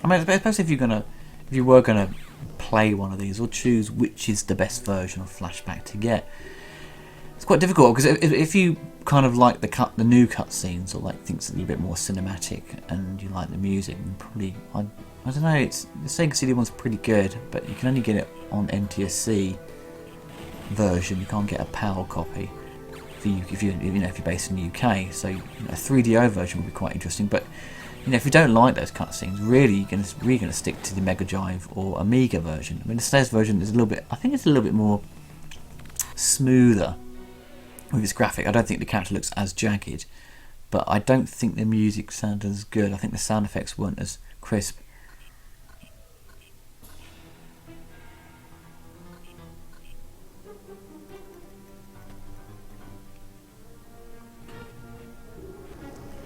It's a trap! These fucking things are so annoying.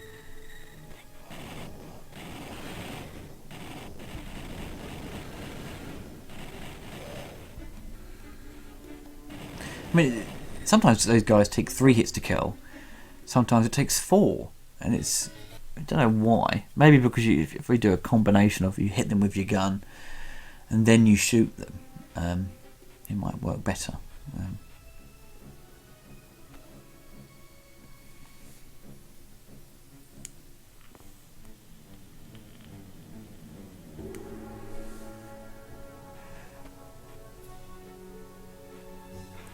But I'm quite excited for the weekend, actually, because I'm recording this on a Friday, you see. At the moment, there's the London Film Festival going down. And I'm going down to I'm going to London to see the new Canon Films documentary, Electric Boogaloo, it's called, The Untold Story of Canon Films. So I'm really excited to see that. So I'm going down with Duncan to see that tomorrow, and then next week, it's... they're showing a 70mm print of The Thing at the cinema, which would be interesting. I mean, hopefully the print will be in good condition, but I'm not holding my breath, because Richard saw a 35mm copy of The Thing a couple of years ago, and it was squashed to buggery. And especially when you're watching a film with a lot of snow. It's going to be high contrast white everywhere. It's going to look, every scratch is going to be visible. So fingers crossed, the 70mm print will be in better condition. I mean, I've seen The Thing before in digital. Universal had re-released a number of films a few years back at the cinema. Once a week, they'd show Scarface, and they'd show Back to the Future, and The Thing was part of that, and it was great. I mean, I already had The Thing on Blu-ray, so watching it in digital projection, I mean, the picture looked very much identical. So it wasn't a huge. It was just the novelty of seeing it on a big screen and louder speakers. But 70mm, there may be something. The best thing about 70mm is the sound. You've got 6-track Dolby, so that'll be hopefully. Oh shit, this bit here is a fucking nightmare. So the only way I can do it is essentially get hit and then jump up while you're flashing. It's just so difficult to time that. I'm sure someone can do it without being hit. It's tough though, very tough.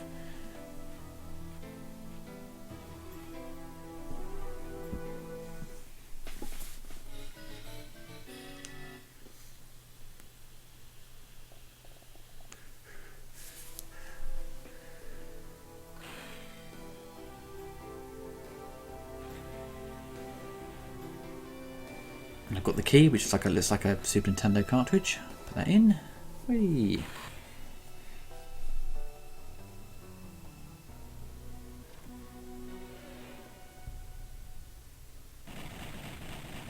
See, they're quite crafty, the bad guys. If they fall down, they pretend to be dead. Like, oh, I'm dead. And then suddenly they get back up again. They have to sort of flash green and disappear.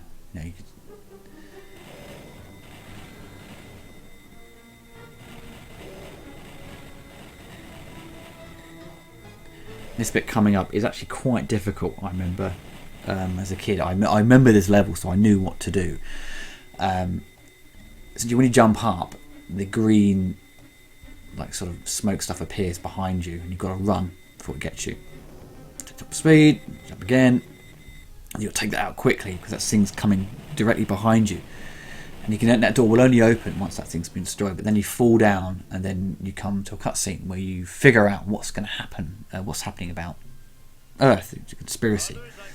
and then you, because you're looking through this vent, you're going to fall through, and they go, it's an intruder, he's a spy, put him in prison. It's so crap, isn't it? It's so crappy sort of CGI now, But I think it definitely works better in 2D.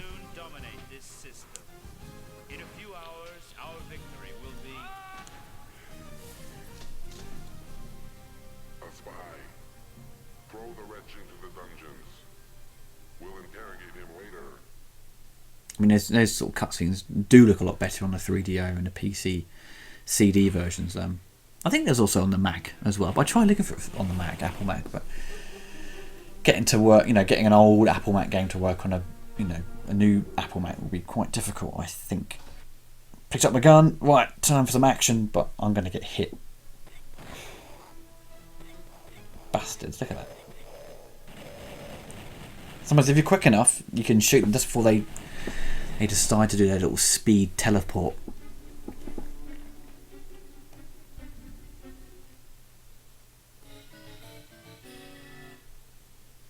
It's quite, because the remaining levels from level 3 with Death Tower is quite long.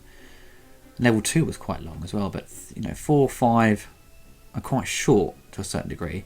So it doesn't take that long to get to the teleporter to get off this planet.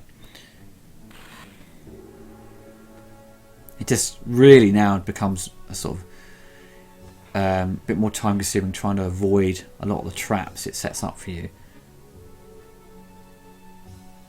But I don't think the game loses its charm though throughout. I don't think it becomes less interesting. I think it just becomes a little bit more slightly repetitive to a degree. But it's I don't think it's off-putting at all. I didn't find myself getting bored of it.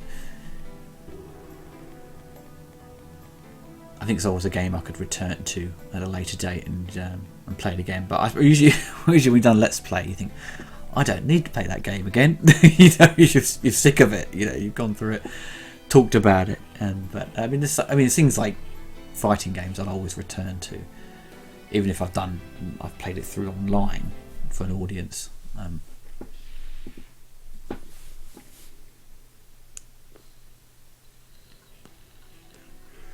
But next week, me and Richard are going to go through the Streets of Rage games, and we'll do Streets of Rage 1, and then we'll, a couple of days later or a week later, we'll do number 2, and then we'll play number 3. But when we play number 3, I think we're going to play the Japanese one because it's a better game. The UK version, the difficulty is way too high because they buggered up when it came to translating it to English. They also got the settings wrong for the difficulty, so the hard setting on the Japanese one became the normal setting, I believe, on the UK and US ports. Obviously, playing in Japanese, you're not going to understand the story because number 3 has a far, in-depth story, and there's, depending on the outcome, how you play the game, you get a different ending, and I think you get choices of where to go in the game later on. But yeah, we play number 3, I think, the Japanese one, and then because we've been talking about those games for so long, we always talk about Streets of Rage and not actually play it. It's the same, some of my retrospectives, I talk about the Alien films a lot, and I haven't actually reviewed them, even though I've done commentaries to them. I haven't actually reviewed them. People find that quite baffling, but you really have to, when you're reviewing a movie, if you cover a movie that's kind of being discussed about a lot, and there's such a epically long documentary included with a lot of the releases. Alien films have great documentaries, and so that's what I think with Blade Runner as well. Blade Runner is a film I get asked to do a lot, and that has Dangerous Days commentary, which is making of story, which is over an hour and a half long, I think, or longer. And you sort of think, well, could I provide anything else interesting information wise on that film? Probably not. But all I can really do is provide my opinion and actually probably discuss the PC video game that came out in the 90s. That would only be, I think, sort of the change, or what else to provide of something that's new, and which I've not ruled it out. I have said I will be doing Blade Runner at some point. I probably might do it for Christmas. It's not really a Christmas film at all, but it's surprise people. I mean, it probably would be best to review a Christmas related film for Christmas, you know. But then, you know, when you review something like that, people are only going to watch Christmas related reviews on Christmas around that period. It's a bit like if you listen to Christmas music in the summer, people will probably think you're bonkers, you know, because it just feels weird, you know. Here we go. It's the first time we're going to fight against the new aliens. Where that's how they travel along, and they look a bit like putty, and they form into their sort of alien figure shape, and that's the way you can shoot them. But they will try and attack you as well, and you can't hit them with your gun up close. You've got to be very careful. And this fucking R2D2 robot is just pissing me off. You got to get the right angle. If you get too close, you can't hit it, and it will hit you. So you've got to really try and avoid being hit. No, he gives him a shot. So I think, I can use my shot. Here you go. Forms a figure, and you've got to see where you can shoot him. You have to keep moving around. It needs to take 4 hits to kill, which is, you know, can be a little bit time consuming when you've got like 2 or 3 of them on screen later on, which I do have. See, like, sometimes he'll just hit you. So you can't hit him with your gun. So you can't even shoot up close either, so you've got to really just shoot from distance.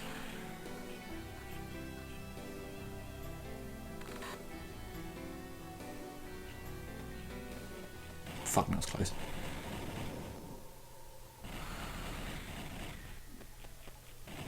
So I can handle one of them, you know, but when there's quite a lot of them on screen, it becomes really difficult. Some like on the alien planet, you're put into a position where you can hardly move, and you have to sort of lure them out of that area to make them follow you, so you can, you know, roll around on the floor and have enough space to move.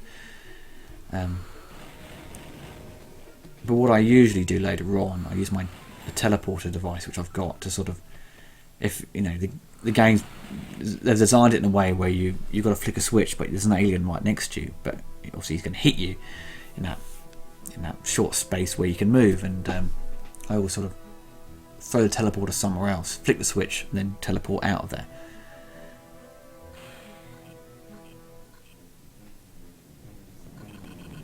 Look at that! What a bitch! This is going to be difficult. But lucky if you walk back further enough, it won't get you. It stops there and goes back again. You have to be really careful as you time your jumps. The best thing to do is fall down. Then see that if you fall down, you still can't hit with the butt of your gun. You have to get a bit closer. And whack, whack. It took forever to kill that. Come on, quick! Whoa. Shit! Jump, jump, jump, jump, jump! I'll trick it here by just doing that. And then now is the teleporter there. And jump down. And then get the fuck off this planet.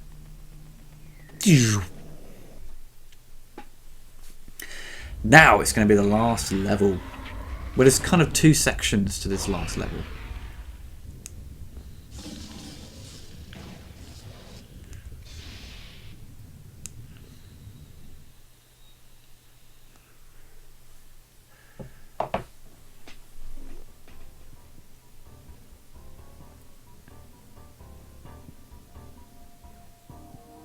Trying to figure out what I need to use. I keep trying to think of myself, I'm going to use the shield, but you can't use the shield against these aliens, so you have to really sort of just be quite tactical. Sometimes you end up just rolling around on the floor waiting for them to form into their natural position, but sometimes they don't do it for ages, which is really annoying. Yeah, he's dead now.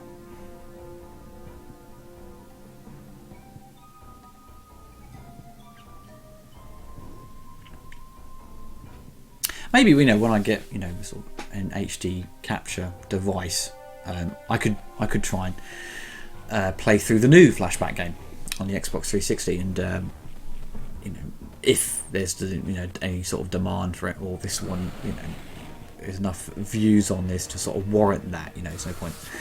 No one's really interested in Flashback, then I won't do it. Some people say you can't. Why do it just for the views? Just do it for the fun of it, which is true.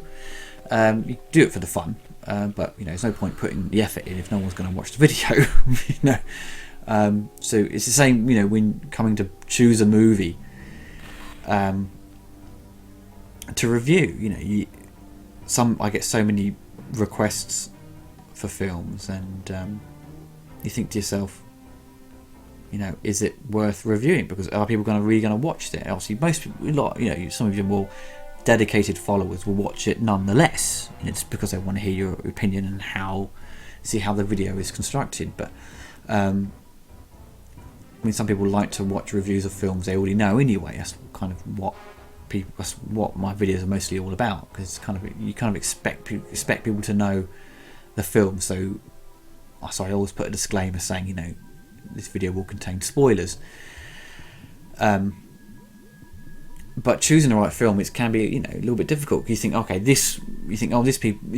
people will be interested in this film, and you review it, and it doesn't really get the views you kind of expected it to, which isn't a major problem. But you could review something a little bit more popular, and it's going to get views, but you just don't want to do it. But sometimes I don't want to do that all the time, because you got to try and provide something which is kind of a different opinion, or something people will find interesting, not just like just repeating what everyone else kind of says. Where I always was a little bit reluctant to do Star Wars, Return of the Jedi, but because Return of the Jedi was a bit more problematic with its story and the whole setting on Endor and the Ewoks, there was something to say.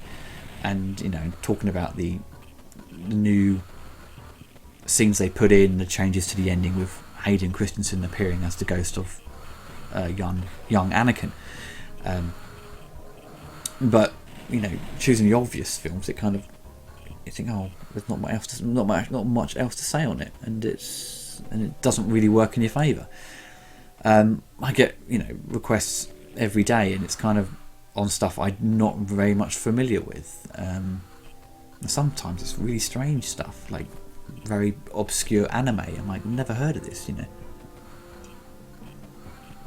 I don't want my channel just to be on superhero related films, because that is also one big chunk of my audience is people that like comic book movies, and you could review a comic book movie and people will kind of tune in to watch it. But a lot of my audience are kind of older people that aren't really interested in that. They want something a little bit more unique and a little bit more aimed at them, which is great, because it gives me the opportunity to discuss different films and maybe older films. I do need to review stuff from the 60s and 70s as well, which I need to do. I want to return to doing James Bond films. I need to review a Roger Moore movie as well, like Spy Love Me. That's a good film. But some people want stuff from the early 60s. I'm like, well, I'm not really familiar with those films, and I didn't grow up watching those particular movies, depending on ones they've suggested to me. But I want to review a film that I'm familiar with, and I want to dictate my own what's on my channel. I don't want it just to be people requesting stuff, because it kind of would imply that you've run out of ideas if you're just constantly saying, if you're just flinging out suggestions, go, should I review this, or what do you want to see? I like to kind of second guess my audience and know what they want.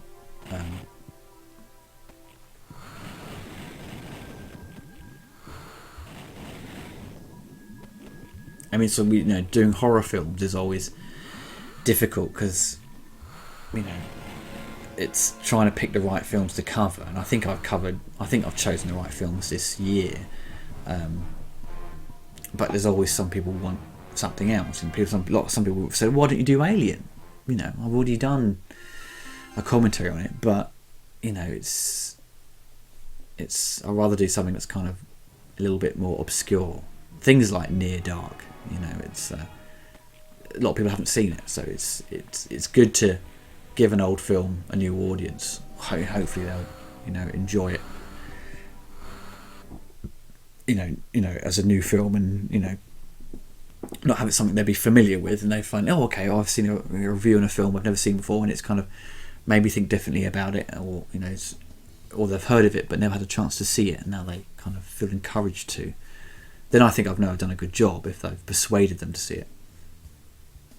Because the whole thing, it's the whole argument is, are you promoting this film to a certain degree? I mean, not just not being like a whore about it and saying, "Oh, buy this to make," because I'm, at the end of the day, it's not benefiting. It's only benefiting the studio, and so it makes it kind of a little bit more easy to say, "Is this for content ID matches?" Because they're not going to argue and say, "Well, this is a bad review of a film. We don't want this sort of promotion." But also, it's a critique. You can say whatever the fuck you like. But it, a lot of sort of the angry related reviews, you're not going to feel encouraged to see the film after they've reviewed it, because they've essentially said they've picked it to death and said how bad it is, and they've also discussed the entire film, essentially broken it down into 20 minutes and said, let's give their very short review at the end saying, yeah, it's okay, best avoid it, or don't bother watching this film. So it's not benefited the studio in any way, and it's obviously encouraged you not to watch the film. You're only really going to return to it just to see that person's review again, because you've kind of had the whole film condensed into 20 minutes. So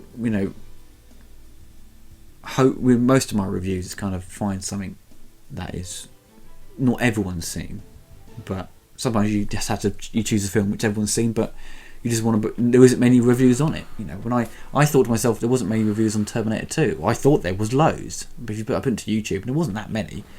I thought, this is a bit strange, because it's such a popular film, and only a couple of people had reviewed it. I thought, oh, this is a bit strange, so I did it anyway, and it's obviously proved very popular. But you sort of kind of presume everyone's covered it sometimes. Star Wars, everyone has, but for something like the Terminator, I thought there'd be just equal amount of reviews, and there wasn't.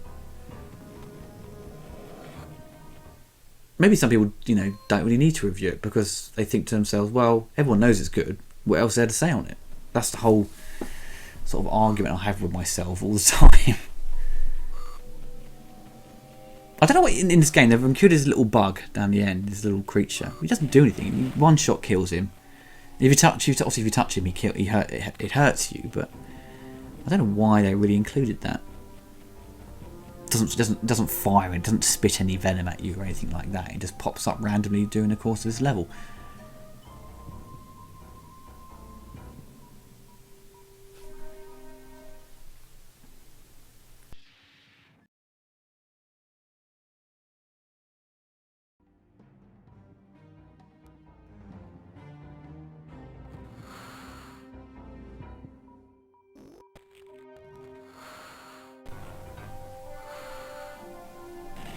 You can't hit him. It's so irritating. It drives me potty.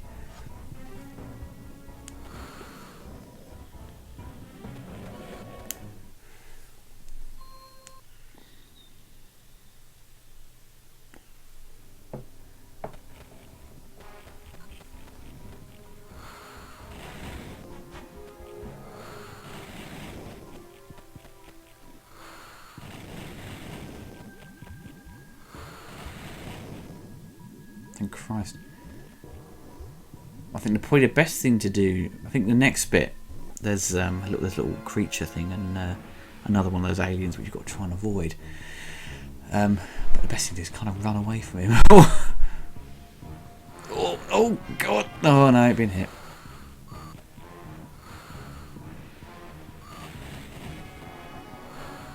Someone can just be lucky and he'll keep appearing in his alien form. So I could have shot him. I could have shot him then. Such an idiot. See, I would have killed him by now and wasted my shield twice then. Shame.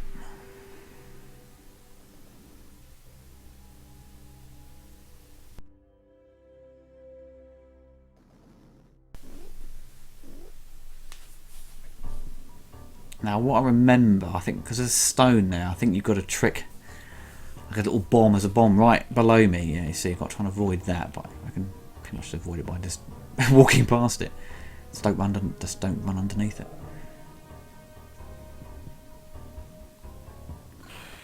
Here we go. Right.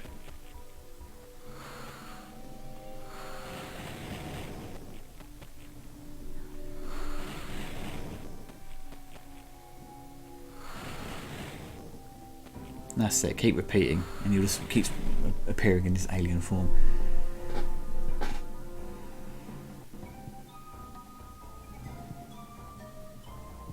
Another key. That's what I need. Then I can teleport. I think you got to teleport to the next section now. Just at the end there.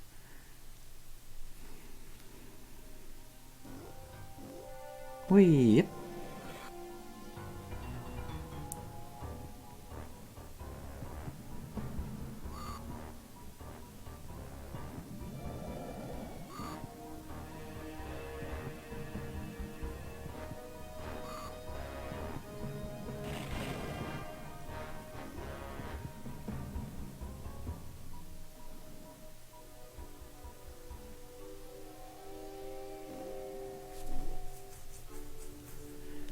I think there's about 20 minutes left of the game, or less actually. It's been about 15 minutes.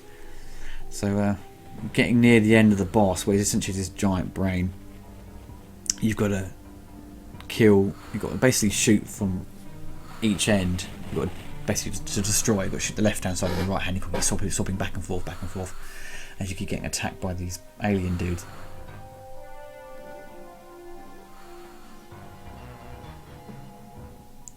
It's the next section now, the next part of the level.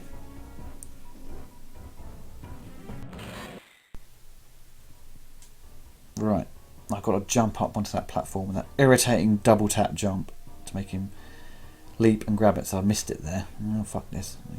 Keep going back and forth. And then voila!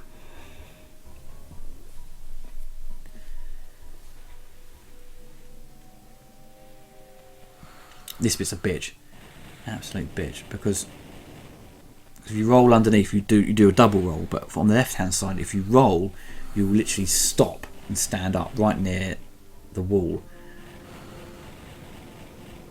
Right, because then pretty quickly. Shit, that's not bad.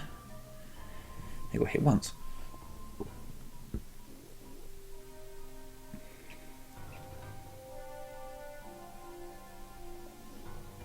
There's a lot of climbing in this level.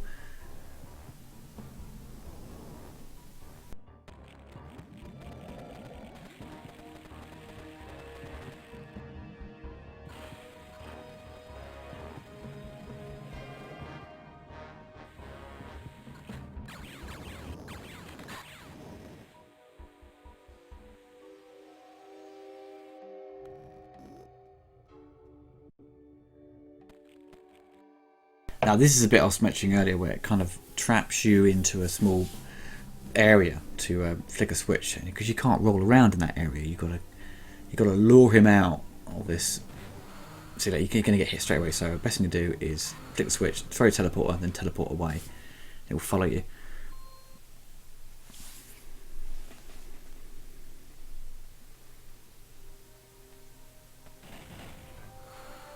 Oh.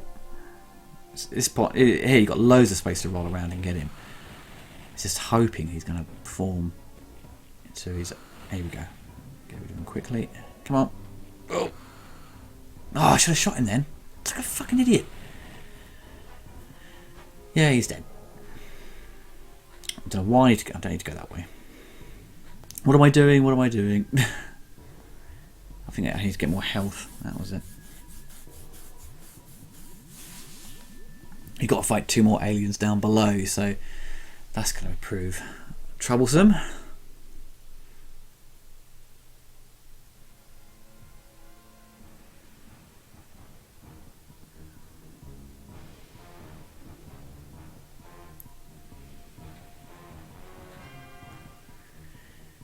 And this bit can be a little bit difficult if you don't know what you're doing. Because the lift you came back up, the lift you used earlier has gone back down. It won't come back up.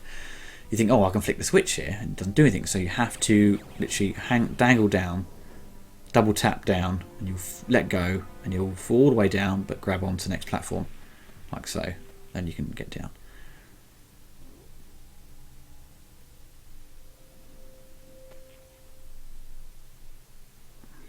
Oh, this was a bitch. Oh, look at that. Fucking assholes. Whoa, keep moving, keep moving, keep moving. Oh, I got hit. See, you got hit right as you're moving. But you need to kill these dudes because they've got the key, you see, so you can't just stop. You can't just skip them.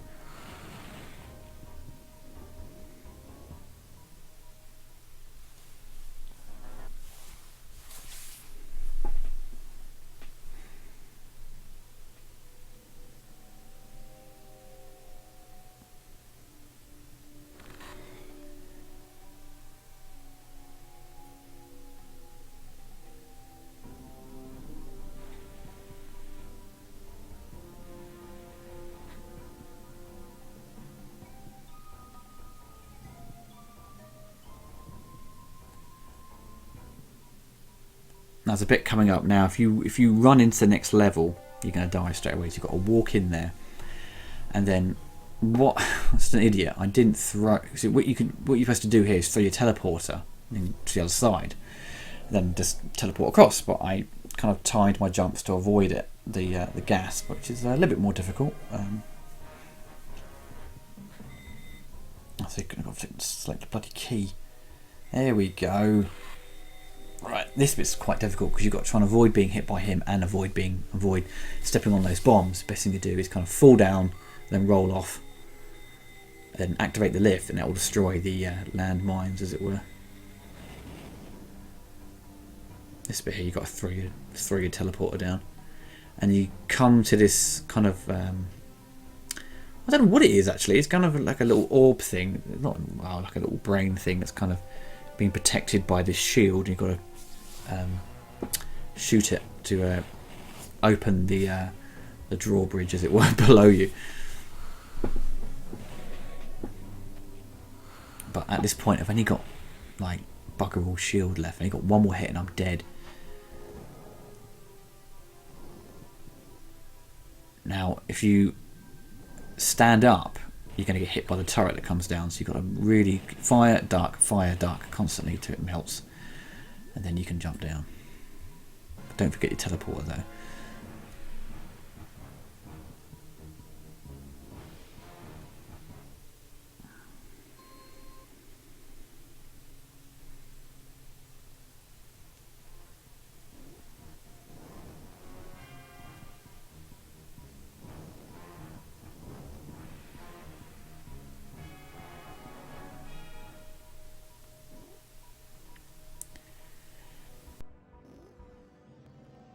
This part you could run to the left. Now you've got to go kill the brain. There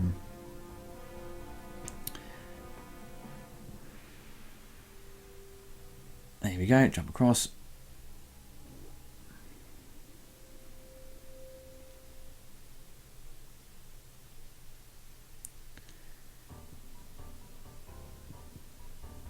So the weird thing is you can't, if you stand on that platform, what you got to do, you've got to run, then you can essentially jump and jump. But pulling that little jump technique off can be a little bit difficult sometimes, so you end up just jumping across and having to climb up to the next platform, then jumping over. Which I think I had the same problem when I go back. Because the mission is you've got to destroy this planet, so you've got to put the bomb down and detonate it, but you've got to run back in a short space of time before it all explodes, and I kind of fuck up the jump. But I still do it in the end anyway.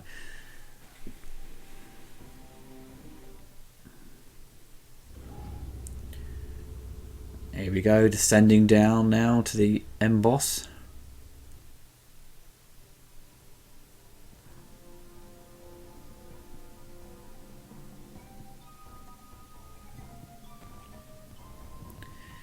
Here we go. So you've got to take out his guards,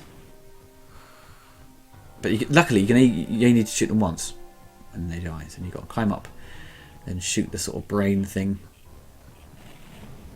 Bang, and then you got to shoot it on the right. Then basically alternate. You fucking hit me there, bastard. Oh, see, look at that. That's missed a touch. See, if you just 1 minor second, you wait. Oh, see. Oh, what a pain. I'm fucking this up already. Pull your gun out straight away. Blammo. then you've got to do it on the left. Then if you got to do it 4 or 5 times, I think. Come on, what are you doing? That's it, that way. Put your gun away. Up, pull your gun out, fire, boom. It's nearly done, nearly done. You can tell when it's officially dead, it will stop pulsating at the top. You see it's like a heart. It's once it stops pulsating, it's dead. And one more hit, and I'm done.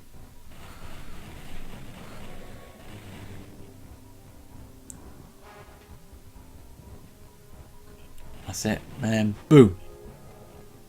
I think it's dead. Shit, no, one more hit then actually. One more hit.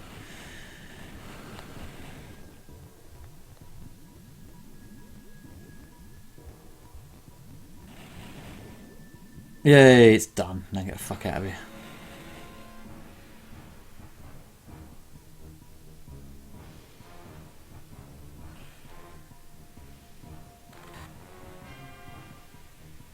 You have to go plant the bomb, which you were given earlier, but I kind of forgot what I had to do because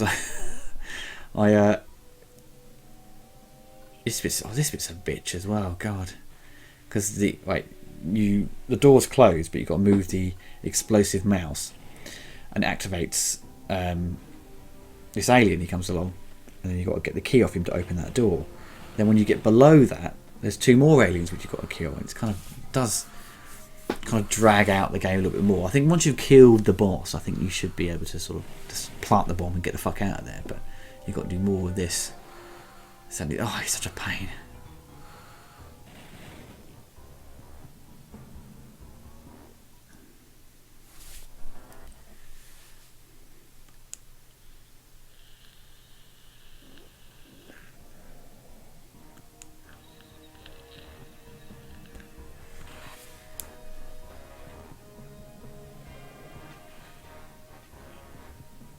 That's 2 more aliens here. Then I've got to plant the bomb. Get the fuck out of here before it all explodes.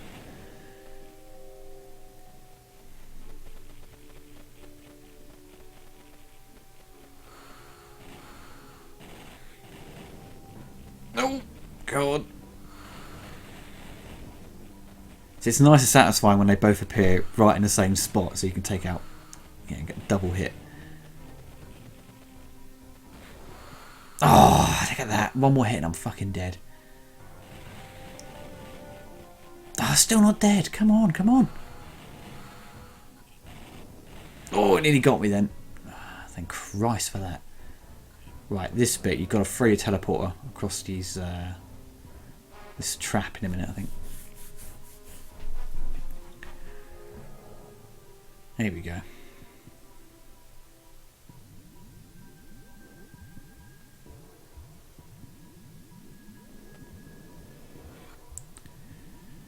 Now I thought to myself, now what do I do here? I completely forgot. So I kept pressing the switch, thinking, oh, I've got a.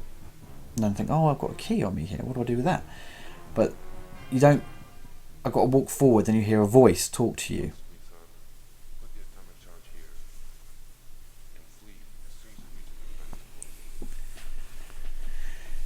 So once you got to plant the bomb and then flick the switch, and then it will essentially the floor will just drop away. You've just got to get the fuck out of there.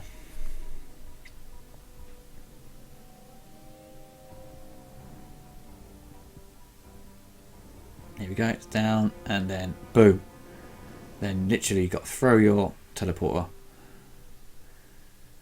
Come on, come on, come on, come on, come on. Throw, woof, teleport, and let's get the fuck out of here.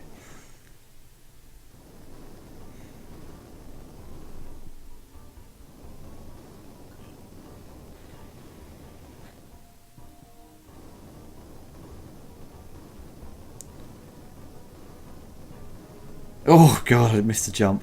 God, stressful. Fuck. Bomb there as well.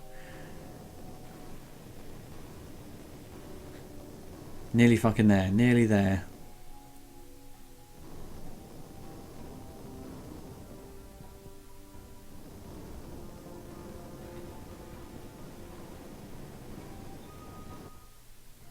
As you're running now, the floor's all gonna break. So you have to sort of get moving very quickly. See, look, I press a double jump, but I fucked that up.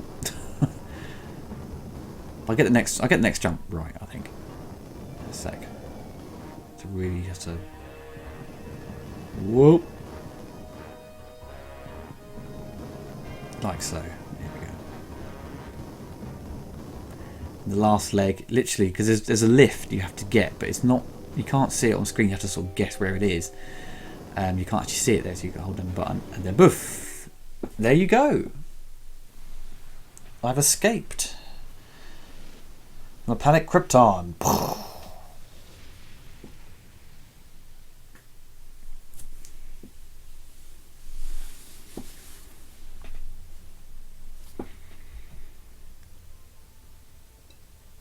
That's my story. Just the way I lived it. Saved the human race, and barely anyone knew. Our navigation charts. It's impossible for me to calculate my return trajectory. I'll probably drift in space. Go to hypersleep now. Return to Earth.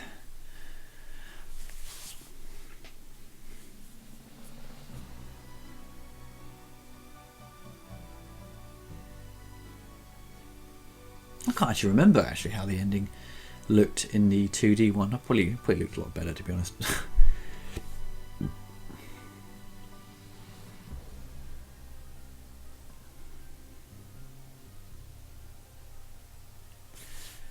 Well, that's the end of Flashback. Well, everyone, I hope you enjoyed the Let's Play. I hope it wasn't too boring for you. I hope I provided enough sort of talking for 2 hours. It can be difficult by yourself. It's always a lot easier when you've got someone else to sort of share the conversation with. But I think I did okay. It's a good amount of time, about 2 hours long. It's still a fantastic game. It really is. We should, give it a go when you get a chance. I mean, if you can, with the newer versions of Flashback, you can play the old one on it as well. So that's kind of good. That's a good thing. It's not forgotten about. You can still grab. I think you can still download it for your Mac, for your phone. I think you can download the old game from the iStore, whatever it's called. But yeah, it hasn't dated that badly. Apart from the cutscenes are obviously a little bit ropey. But the music, the animation, and the gameplay is still solid. So definitely a 5 out of 5 game for me. I think that is a really good game. Well, everyone, I'll be back with some more, hopefully next week. Richard got to do Streets of Rage, so that will be coming next. Take care, everyone, and goodbye.